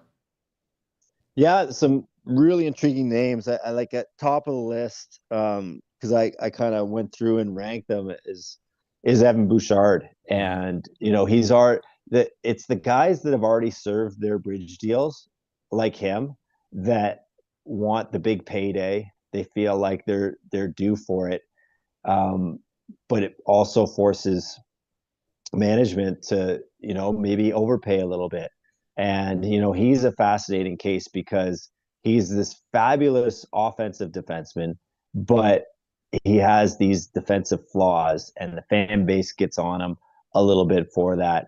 But when you compare his production and the fact that you're buying almost all UFA years at this point, since he's kind of run his course as an RFA, you kind of just you got to pay up or you lose the player. So, he's an intriguing case. Luke Hughes in New Jersey is really fascinating because the Devils have done a good job of building a quote unquote internal cap, starting with his older brother, Jack, who's on a really, really team friendly deal. But with the salary cap going up, the RFAs are going to want a bigger chunk. And then it's like, could the younger brother make more than the older brother? Well, top four defensemen are hard to find. Young talent's hard to find. You want to keep them in the fold. You might have to give him more just because that's what he could command. As far as the idea of offer sheets, I think so many things have to line up, and it's not just the GMs are buddy with each other, but the player. Fans need to remember that the player has to want to sign an offer sheet with another team. So the player has to say, I'm willing to leave my situation and go to another team in order to get paid. So the player has to be on board with it. And with the cap space, the salary cap on the rise, more teams are going to have cap space. So if they like the player, then they might just match it. They might just match the offer sheet in order to keep them. So it has to be structured in a way where you have to take advantage of a team that's really pressed to the cap and that can't match it. That's why Doug Armstrong's worked against Edmonton last year is he had them pinned to a corner. And both guys in Holloway and Broberg were willing to leave because they were frustrated with ice time, and a lot of guys aren't frustrated. Like in the city I live in, there's some buzz about Matthew Nyes because he's having a fantastic year, unique player that is a big guy, but still young, scores. He's up to 25 goals now, throwing 150 hits. Like he's a bit of a unicorn and coaches love the big, strong power forward. So there was some buzz about, are the Leafs going to lose this guy to an offer sheet? Well, Matthew Nyes loves being a Leaf. So he's not going to go out and look to sign elsewhere. So there's that factor. That's why they're so rare. It's so many things have to align. You mentioned Evan Bouchard, to do a little Edmonton Oilers talk. If you're the Oilers, if you're their general manager, you know you've got to pay McDavid in 26, 27. What's an appropriate number, do you think, that the Oilers should be looking to get Evan Bouchard at? And like, what's the term on that? Well, I think he's probably gunning for long term at this stage, just because he's done a couple bridge deals. I think if you're the Oilers, you want to get it under 9, as close to 8 as possible. But if you're the player, you're pushing, and that's why some of these negotiations stretch all the way into training camp, and that's why they like the player. The player likes playing for Edmonton. I haven't heard otherwise. But he's been eligible to re-sign this since last July 1, and it hasn't happened yet. And that kind of just shows you that they might be in for a tense negotiation. Now, like you said, Draisaitl's raise kicks in next season, and then McDavid, pardon me, McDavid's eligible to sign, right very soon as well. And those guys are the priorities. So he has to slide in under there. But I think that's why there's immense pressure on Edmonton to win a cup sooner than later, because all their best players are getting raises, and it's going to be even harder for them to fill out the rest of the roster. You I mentioned think Oilers fans too, they're probably worried, with Stan Bowman kind of handling the keys there. So that might be a concern too. Yeah. Us Hawks fans can relate to that. Yeah. You mentioned how Bouchard definitely does take a lot of criticism, not just from Edmonton Oilers fans, but from fans around the league, just for some defensive lapses, and that's part of his game. Do you think a guy like that and his agent are conscious of the fact and talking hey, if we sign some ridiculous deal, yes, obviously these guys all want to get paid, and that's what you've worked so hard for. But do you think they're considering the fact that hey, even if you rinse Edmonton and get a really good, favorable long-term deal for yourself, that might not be as amazing as you think it is? Just because we just saw it with the Chicago Blackhawks. They signed Stan Bowman, Edmonton Oilers GM, on a last-ditch effort before he got pushed out of town here in Chicago. He signed Seth Jones to a monster contract that he was never going to be able to live up to, and he didn't, and it ended so poorly, Is that something that a guy like that is thinking about, or is it just get as much money as possible? Honestly, I feel like a lot of these guys don't think it through that far, and they just want to get as much money as possible. And a lot of guys leave it in their agent's hands. And what's the agent's approach going to be? But I do think you make a good point in that so much of how fans view players is based on their salary. Because it's a cap world, and it's a bit unfortunate, right? Because sometimes it detracts from just enjoying the player for who he is. And the Oilers just are living this with Darnell Nurse. He was the whipping boy, because he had a rough go for a long stretch of last postseason, and it wouldn't have been so bad if people were fine with his cap hit. It's just everyone is viewed through the prism of how well is he playing compared to how much he's getting paid. It is. I wonder how often that conversation pops up between the player and the agent, because it is something that should be taken into account. But how much of a discount are you going to give a team, even if you're I don't know. I don't even know if it would be that much to make that big of a difference. Yeah, I guess I just they probably, you just said, you want to try to get him under 9, closer to 8. Him and his agent, I'm sure, know that that's what the Oilers are going to try to do. And so if you're going to negotiate and push for the 9.5 or the 10 or whatever it is going to be, you should know, even if it's just $1 million or even less than that, it will come back to bite you at some point. No? Yes. Yeah, for sure. Well, the more you make, the more intensely the spotlight burns on you, right? You have to live up to that dollar figure. And, it's kind of a constant in sport. Yeah. Luke, you're one of the few writers in the business who still travel with the team. I feel like that's not really as much of a norm as it used to be. Like, it's definitely not really a thing here in Chicago, especially now with the ability to cover games from afar. But I feel like you get a unique perspective being able to travel and experience some of these different things. We had Jack Skille on the program earlier. He lives in Utah in his post-playing career. We were talking to him about the Utah Hockey Club. You were recently there as the Leafs played the Utah HC. And, what was the experience like there? What was it like being in a newer building, the newest NHL market, and where that has grown so far? Yeah, it was awesome. I was thoroughly impressed. And yeah, I am lucky that I still get to, because even the Leafs beat is as popular as the Leafs are. A lot of the newspapers aren't, paying for all their reporters to go, and the traveling contingent has shrunk even for the most popular team in Canada. So I don't take it for granted, but in terms of Utah, I was blown away. The place was packed. The fans were loud. The way the arena is set up is for basketball, for the Jazz. Mm-hmm. So the lower bowls kind of pitched quite steep and high, to the point where the first few rows of fans along the sides are actually above the glass. Which makes it it crossed my mind, maybe makes it a little bit dangerous for pucks flying out. Yeah. But luckily that hasn't happened yet. But what it does is it makes the players feel like the fans are right on top of them.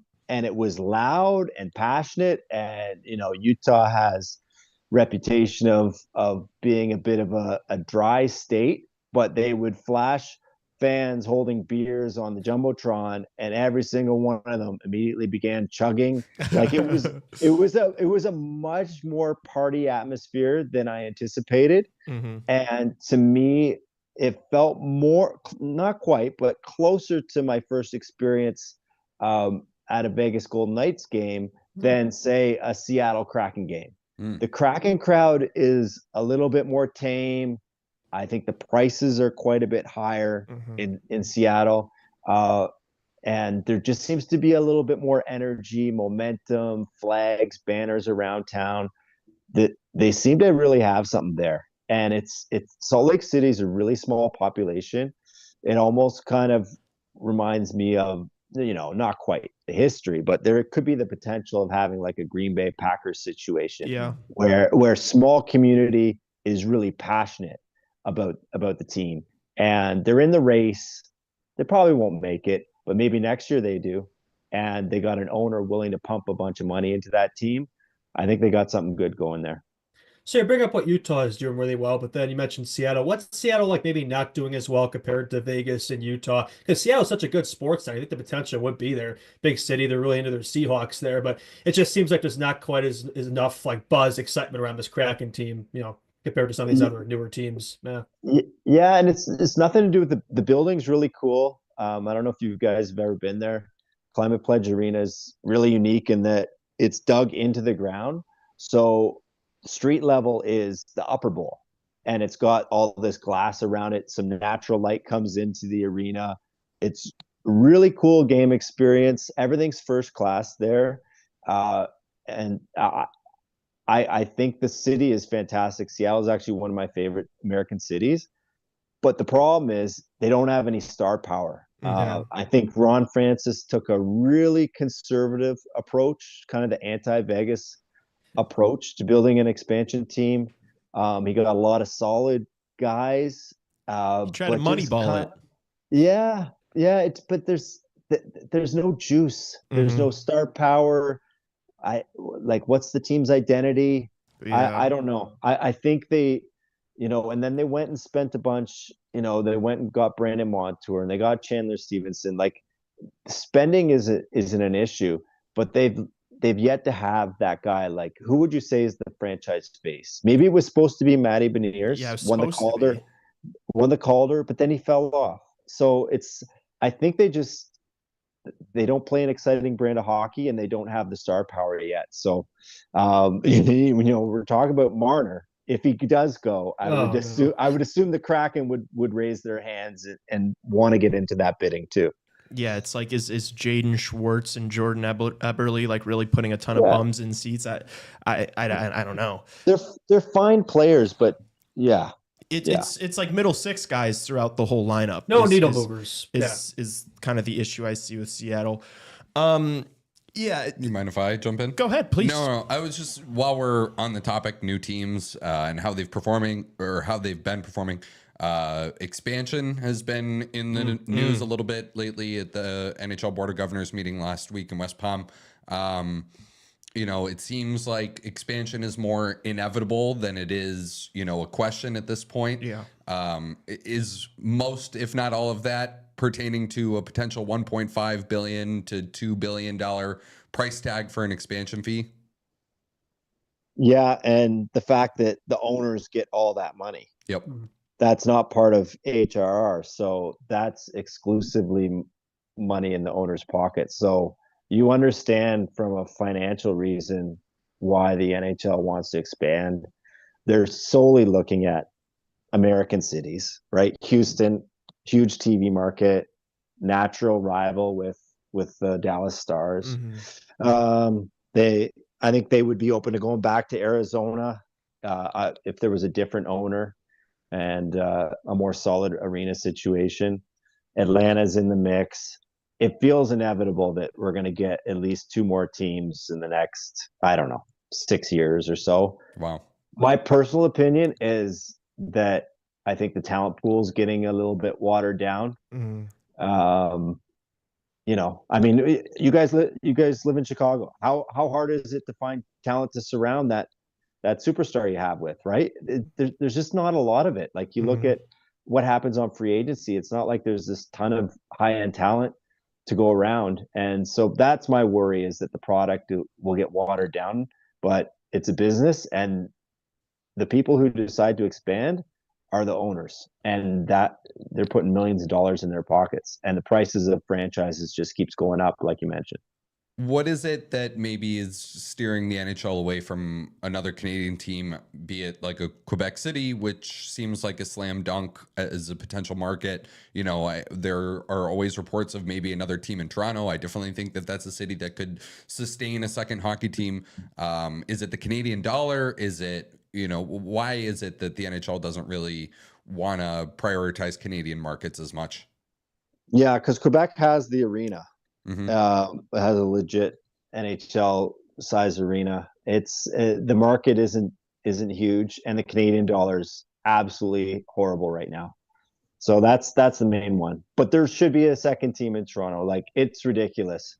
The prices to get into a Leafs game are through the roof. You look at the New York City area, and they got 3 teams, and in around Toronto, the passion for hockey is so high that it's a shame that there's only one team. It's just, I think the Leafs would go out of their way to try and block it. Isn't just that because they want to dominate the market? But I there's enough people that love hockey, and there's enough people with money that a second Toronto area team could easily be viable. While the Leafs do have the ability to like block that now, is that something that you see the other NHL owners eventually being like, hey, like, this is too good of an option for us not to do, like, we don't really care? I don't know. I don't feel like there's been like, I've asked around. I don't think there's a strong push from the owners. I think a lot of the owners kind of, there's a little bit of, in Gary we trust. So if Bettman loves the idea of Houston, say, or really wants to make it take another crack at Atlanta, he's very good at convincing the owners that this is what we should do, and I think they kind of listen to him a little bit. But he's supposed to be retiring soon, no? Well, he kind of pushed back against that. He always pushes back against it. Yeah. We'll see. But yeah, anytime he's asked, he says he's not in a rush. Bit of a different question. You brought up teams that have impressed you the most. Like, what about the flip side? Where are teams in the NHL that maybe disappointed you the most this season? Chicago. No, Nashville. Yeah. Nashville Yeah. for sure. Number one. Just that, like, they spent so much in free agency. They went out and got Marchessault and Stamkos and Brady Shea. And they've had a bit of bad luck. Roman Josi is their best player, and he's hurt right now. But they kind of fell out of the race before it even began. They stumbled right out of the gate, never got it together, spent big in free agency. So they'd probably be number one most disappointing for me. Where do you see them going after this season? Like, should they just be in full Gavin McKenna contention race, or do they kind of just retool? Because obviously they've got pieces. They've got guys that have succeeded in the NHL, but it just didn't happen this year. Do you see them going out and trying to salvage this, or do you think they should try to tear it down? I think they have to salvage it. I mean, they just, they have veterans signed to long contracts. They have a goalie that it normally plays way better than this in UC Soros. Mm-hmm. I just think a teardown is just so difficult. Yeah. Because you look at their core and they're all up there in years. Ryan O'Reilly, Stamkos, March. So yep. I feel plus. I feel like they just have to, make some tweaks around the edges and try to get it back on track. I mean, Washington proved that you can remodel your team, do it on the fly a little bit, but it won't be easy. It won't be easy though. Yeah, it's just interesting because it's like they got to make the right decisions then, It's like you got to bring in the right guys for the situation. The only reason why I mention teardown is because it's not like they've given up a ton of futures assets. Their draft capital is actually really impressive. They have 3 first-round picks this year. They've got 2 seconds this year and next year. So it's presumably they're going to be able to build something hopefully from the draft, but it's I don't know. They traded Askarov. They kind of went away from that this summer to try to go for it now. So it'll just be interesting to see kind of what they go for in this offseason. Yeah, and so much pressure on Barry Trotz, right? Yeah. Who was this fabulous coach, but his tenure as an executive has gotten up to a shaky start. He's taken some big swings, and he's had a lot of misses. Luke, I have one last one here for you. I know you've been really generous with your time with us, so we really appreciate it. I was reading your Quick Hits article that Peter Laviolette has lost the room in New York City. That is another franchise that seems, with the collection of players that they have, the highest paid goaltender in the NHL, that it really should not be going the way that it has this year. Eastern Conference final last season, a couple of games away from the Stanley Cup final. Is it the coach? Is it other things, other players? What's going on in the Big Apple? Well, it's not one thing, but the coach hasn't helped, and that's kind of the easiest finger to point when there's multiple players underperforming. But yeah, I was there. I was at Madison Square Garden on Thursday, and they couldn't break the puck out of their zone. They looked really sloppy defensively, and this is a team that has a nice collection of veteran talent. Team that's, the defending President's Trophy champs and had something to play for that night in terms of battling for a wild card position and still maintaining hope of making the playoffs. And it was just a really uninspiring performance. They had lost, I think that was their 4th home loss in a row. They managed to beat the Canucks on Saturday at a matinee at home, but they were severely outshot, didn't even deserve to win that game. Shesterkin, stood on his head. They're just playing some really lackluster hockey, disconnected hockey. So often the coach is the one to take the blame, but I don't think it's one person's fault. Zibanejad's been awful this year. Mm-hmm. Adam Fox won a Norris Trophy once. You wouldn't know it by watching him play this year. in order to thrive in this league, your best guys have to be your best players. And there's there's just too many in New York that haven't had that this year. Kreider's banged up. It's a lot of different things. Yeah, Shesterkin's got that bag too, and his game's kind of fallen off a little bit. But when the team in front of you isn't playing well, that probably doesn't help. Yeah. Luke, you've been great. Thank you so much for doing this. Thanks so much. Yeah, Yeah, really thank you. appreciate Appreciate the time. it. Yeah. Thanks for having me on, guys. Have a good one. All right, you as well. That was Luke Fox from Sportsnet, one of the best in the biz. Really, really, truly love his writing, his coverage of the Leafs, but not just the Leafs, the rest of the National Hockey League too. He has a great pulse on things in hockey. So thank you very much to him for taking the time out of his day. We've been holding our gas a little long lately, today at least. We all when things are rolling and we want to not? ask him. No, Yeah. I know. They have plenty of things to say. Like, why not? Yeah. Yes, very generous of this time. So we thank him very much for Absolutely. hopping on our program. Appreciate it. Yeah. And Definitely apparently, hell of a mind. Yeah. apparently we are not very delusional in linking Mitch Marner Yes. to Yeah, the that's Chicago exciting. Blackhawks. Knew we were onto something. Better happen now. I mean, it makes the most sense, Yeah, right? the market, Yeah. the amount of cap space. Yeah, The young players, the city, all of it. there's definitely I know we're second to last place and we look horrible, but there is a lot to sell. There's a lot of upside to this team, and if Mitch Marner was to join them, it's not the most difficult sales pitch, I'd imagine. When it happens, or if it happens, I'll say when it happens. I hope they go back to it. They go back to us, because I'm pretty sure we started talking about it before. Uh-oh. Lost him. He is right though. We were yapping about it early on this year. Oh, well. We definitely were giving this thing. Oh, Raven, you gotta. Oh, we got him back now. Oh, we didn't. Nobody heard you for the last minute. But, Honestly, but we were at it first. We were at it first. We were quick to it. Also, awesome that happened now versus during our interviews. Yeah, with it very would not be a professional CHR individuals. episode without there being at least one internet shenanigan at some Yeah, point. yeah. It always happens for a split second, but we're back now. For those of you who missed what I said, yeah, we were on the Mitch Marner Chicago train before anybody else, so hopefully it happens. Yeah. Yeah, we were. What else do we want to get to? News out of Washington Capitals practice today that Jacob Chikrin is absent after sustaining a significant cut during their game against the Florida Panthers. Spencer Carberry said that it could have been a lot worse than it ended up being, so that is good at least. But that would be a detrimental blow to the Washington Capitals team. Yeah. Luke Fox is very high on, though, and Lee Grossman over here is not very high That on. was another I'm one not that high I on them needed either. I should have been I think they're terrible.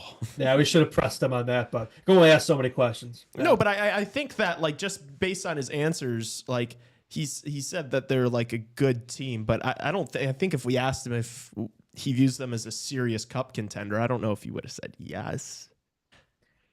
Yeah, well, who knows? Yeah, who knows? True. Yeah, but no, Chikrin, hopefully for them, he's not up too long because he's been a big piece for them this year, a good addition there. So they made all the right moves. You gotta give them credit. They made all the right moves, and we'll see if it pans out come playoff time. Yeah. All right. What else do you guys want to talk about? We didn't get any prospect talk in today. I just want to mention one thing about prospects today. I saw a little stat coming out today. I just want to point this out. I think this is a good sign for us. Michael Misa has the most points by a draft-eligible OHLer since Patrick Kane. Looks like it's meant to be, boys. Michael Misa, Chicago. That's all my prospect talk for today. I just wanted to throw that out there. Oh, I got one. You guys want one? Yeah. Yeah, let's get some more prospect talk. Sidney Crosby is the only CHL player in the past 40 years with more points in a draft -1 season than Gavin McKenna. Damn. Wow. So maybe Kid's pretty good. Maybe try and go get him next year. Maybe try and go get him. Look, I love we're always on opposite sides of the coin. We spend so much time talking. We gotta make this team better. We gotta get Marner to Chicago. Then it's no, we gotta suck. We gotta get Gavin McKenna. Well, if you don't get Mitch Marner. Yeah, I think regardless of who we get this offseason or who we don't, there's going to be a small % chance we get Gavin McKenna next year. If we finish 6th from the bottom, you're still, you're still could in you contention. imagine? But do you we want to have finish the worst from the bottom, odds? 5th or 6th from the bottom? Well, I don't know what the alternatives are. If you're going to throw Finish me that, last. if you're going to throw me that hypothetical, I think I'd probably rather finish like 5th or 6th than first. No way. Tassos, you know what that means, though. You know that if they finish last next year, it's an entire season of probably worse than what this year was like for us. I know, so we're gonna have to get really creative. You think the media narrative that the Hawks rebuild has been a dumpster fire, but bad now? Imagine what it's going to be next year if we're in the same position. I think everybody's going to be fired. Saying you want McKenna is like the most simplistic thing you can say. It's like, okay, yes, everyone wants Gavin McKenna. Like, are you willing to go there, though? You know, like, are you willing? All these Hawks fans saying it, I'm sure the same Hawks fans are complaining all season about how much of a disaster the season's been. And like, they want to have another season like this. It's like, you can't have it both ways, man. You got to pick a lane. Yeah, absolutely. Yeah. It's like, then don't even talk about Mitch Marner if you want Gavin McKenna. Because exactly. Why the hell would you bring in Mitch Marner if you're trying to get Gavin McKenna? Yeah, we got our generational piece like almost 3 years ago now. It's like it's time to start moving forward here. Yeah. If you psychos want to keep suffering, knock yourselves out. Sure. Yeah. Let's go win 20 games again next year and 50 points. I'm sure that'll be fun. I'm sure Betsy, the last year of his ELC, will be really happy to experience another season like this. You know, for all those people also like always worry about him all the time. It's like, how do you think he'd like another season like this? So just throwing that out there. Yeah. Yeah, and what a great situation it's going to be for Gavin McKenna to walk into. Hey, these Blackhawks have won 20 games every single year for the past 4 seasons. Go have fun, buddy. Yeah, it's up to you and Connor to save this team. Yeah. I didn't know I was opening that much of a can of worms here. Yo, you know you're opening a can of worms when you say shit like the Hawks should get McKenna next year. Don't be naive. I just said his stats. And they are very good. They are good. Yeah. Can I get my college hockey minute in? Go ahead. Oh, yeah, go ahead. All right. Conference championship weekend wrapped up. Also, we mentioned the girls, Wisconsin winning, but Atlantic Hockey America, Bentley Falcons defeated Holy Cross 6-3, winning their first Atlantic Hockey American championship since 2006. Michigan State defeated Ohio State 4-3 in double overtime, winning their second straight Big Ten championship in overtime. It was Isaac Howard winning the game in overtime for them. Iceman. CCHA, Central Collegiate Hockey Association, Minnesota State Mavericks defeated St. Thomas, the Tommies, 4-2. Third CCHA championship in the last 4 years. Cornell Big Red, shout out to Big Red, I like them, defeated Clarkson, winning their second straight ECAC. Hockey East was super exciting this year. You had all the expected teams missing out early. You know, the Boston College, Boston University were all out. The final was Maine versus Connecticut. Maine won that one 5-2, winning their first Hockey East since 2004. UConn also getting one of the other at-large bids to the tournament. That is the first time that program will be in the NCAA tournament. And then the last one, Western Michigan defeated Denver 4-3 in double overtime, winning their first National Collegiate Hockey Conference championship. Denver was up 3-0 in that game after a Zeev Buium goal. Western Michigan scored 3 in the third to tie it and then won it in double overtime. So that was pretty awesome. Denver, what happened? Hopefully Kyle Davidson didn't see that and be like, what happened there, Mr. Carl? Yeah, fire your coach. That's unacceptable. So here are the 4 groups for the NCAA tournament. Starts March 27th. In Manchester, you have Boston College as the 1 seed, Providence is the 2, Denver is the 3, Bentley is the 4. In Fargo, you have Western Michigan 1, Golden Gophers 2, UMass 3, Minnesota State 4. In Allentown, Pennsylvania, you got Maine 1, UConn 2, Quinnipiac 3, Penn State 4. That's the group of death. Yeah. Penn State was unbelievable this year. So to have them as a 4 seed, that's like upset potential. If you're looking for upsets, like Penn State over Maine is a big one. And then the last group in Toledo will be Michigan State, BU, Ohio State, Cornell. So it's pretty stacked too. Yeah, that is. I feel like it's anyone's game this year. Doesn't really seem like a clear favorite for me. It seems like anybody can win. Yeah. Yep. So, why watch March Madness when you can watch college hockey? Clearly, that's the better product there. Oh, I love college hockey. Did you see that? Did you see that Maryland buzzer beater yesterday? Actually, that was crazy. That was probably the first big one, because I feel like otherwise, am I wrong for saying this? I feel like this year's March Madness has been a little underwhelming compared to past years. Yeah, it has. That was the first buzzer beater of the tournament. There hasn't been like a crazy Cinderella story where everyone's rallying around some car salesman that's just hooping on. Do you want I don't know. You're right. It's been a little underwhelming, but there's still a lot of it left. So we'll see Oh, how yeah. it goes. I think it's Only going to be gets really better. top heavy. Like it'll be exciting if it's like all the 1 seeds are still there in the Elite Eight, Final Four. You know. I am currently leading our CHR podcast bracket challenge right now. I'm probably last. Mine sucks. No, I mine's thought there were a horrible. lot of Lee is in- upsets this Lee year, is so, in Mine's yeah. last, horrible, and I actually. guarantee you, I watched the most college hoops this year, and I am in dead last. I probably watched the least. No, I am in first. So you all bow down to my college hoops knowledge supremacy. I was in the 99.3 percentile in all of brackets for a little while. Now I'm 98.2 percentile. Yeah, me and Sully or Tim Tebow were crushing it for a little bit there, and Illinois losing messed me up yesterday. That ruined my perfect run here, and also St. John's too. I wanted. You have the Johnnies going pretty far. I think I had the going a little bit Johnnies further. going further too. You have Florida winning. I do have It's a Florida good winning. pick, dude. They're unbelievable. best team. That Clayton kid on Florida is a superstar. Yeah, UConn almost upset them. I mean, they've also won the last two, and it's UConn. So that will, even though they're 8 seed, that wouldn't be much of an upset. Yeah, they're a wagon, but Florida stuck with them the whole game, and then when it mattered, like the last 2 minutes, they just took over, and that Clayton kid started hitting some big shots for them. So Yeah, I think I picked Auburn. Yeah, I think now, like that we're this far into the tournament, it's hard for me to not think Florida's going to win it all, but we'll see. I've got Houston, so it would be nice for my bracket if they could. So you mentioned the Maryland buzzer beater. I don't know if you saw this afterward, but they did an interview with the coach, and they were like, "Who wants the ball?" And the guy who shot it was like, "I want the ball." So this is a clip yesterday. I'm going to show you. I wish we could like stick it into the podcast. So I mentioned the Wisconsin penalty shot because of the hand over the glove thing. The Wisconsin coach asked his team, "Who wants the shot?" The girl who shot it immediately shoots up her hand, and then you see who wants it. That girl raises her hand right away. That's hard. calling her shot like Babe And Ruth then, style. You know, here you can watch the goal. Justin already saw it. That's but it badass. Yeah. to immediately shoot up your hand and be like, "I want this." Like, give me Oh the my shot. gosh, and that move. And was actually step up to the disgusting. plate and I know. deliver. Like, that's a baller moment, man. Yeah. That's Yeah, respect. She's Yeah. letting him know. She's letting him know too. Yeah, but to immediately shoot up your hand when it's like, "Who wants it?" Like, That's hard. No, I'll it's take me. it. This is my moment. That's nails. Yeah. That's I'd be nails. like, Yeah. "Oh." That's like main character vibes Yeah, there. That's someone the Blackhawks should be looking at. You need people like that on your team if you were going to win championships. That's so funny. All right, fellas. Anything else? Yeah, I think the guests kind of covered it today. I think we're it all was good here. a great Yeah. episode. Hopefully, you guys all Yeah. enjoyed that. That was our first episode we've done with 2 guests. Won't be the last. We're Won't gonna be do the plenty of last. those. First Blackhawk on the pod. We'll get more for sure. Yeah. Yeah, hopefully you guys enjoy the difference of perspectives as much as we do.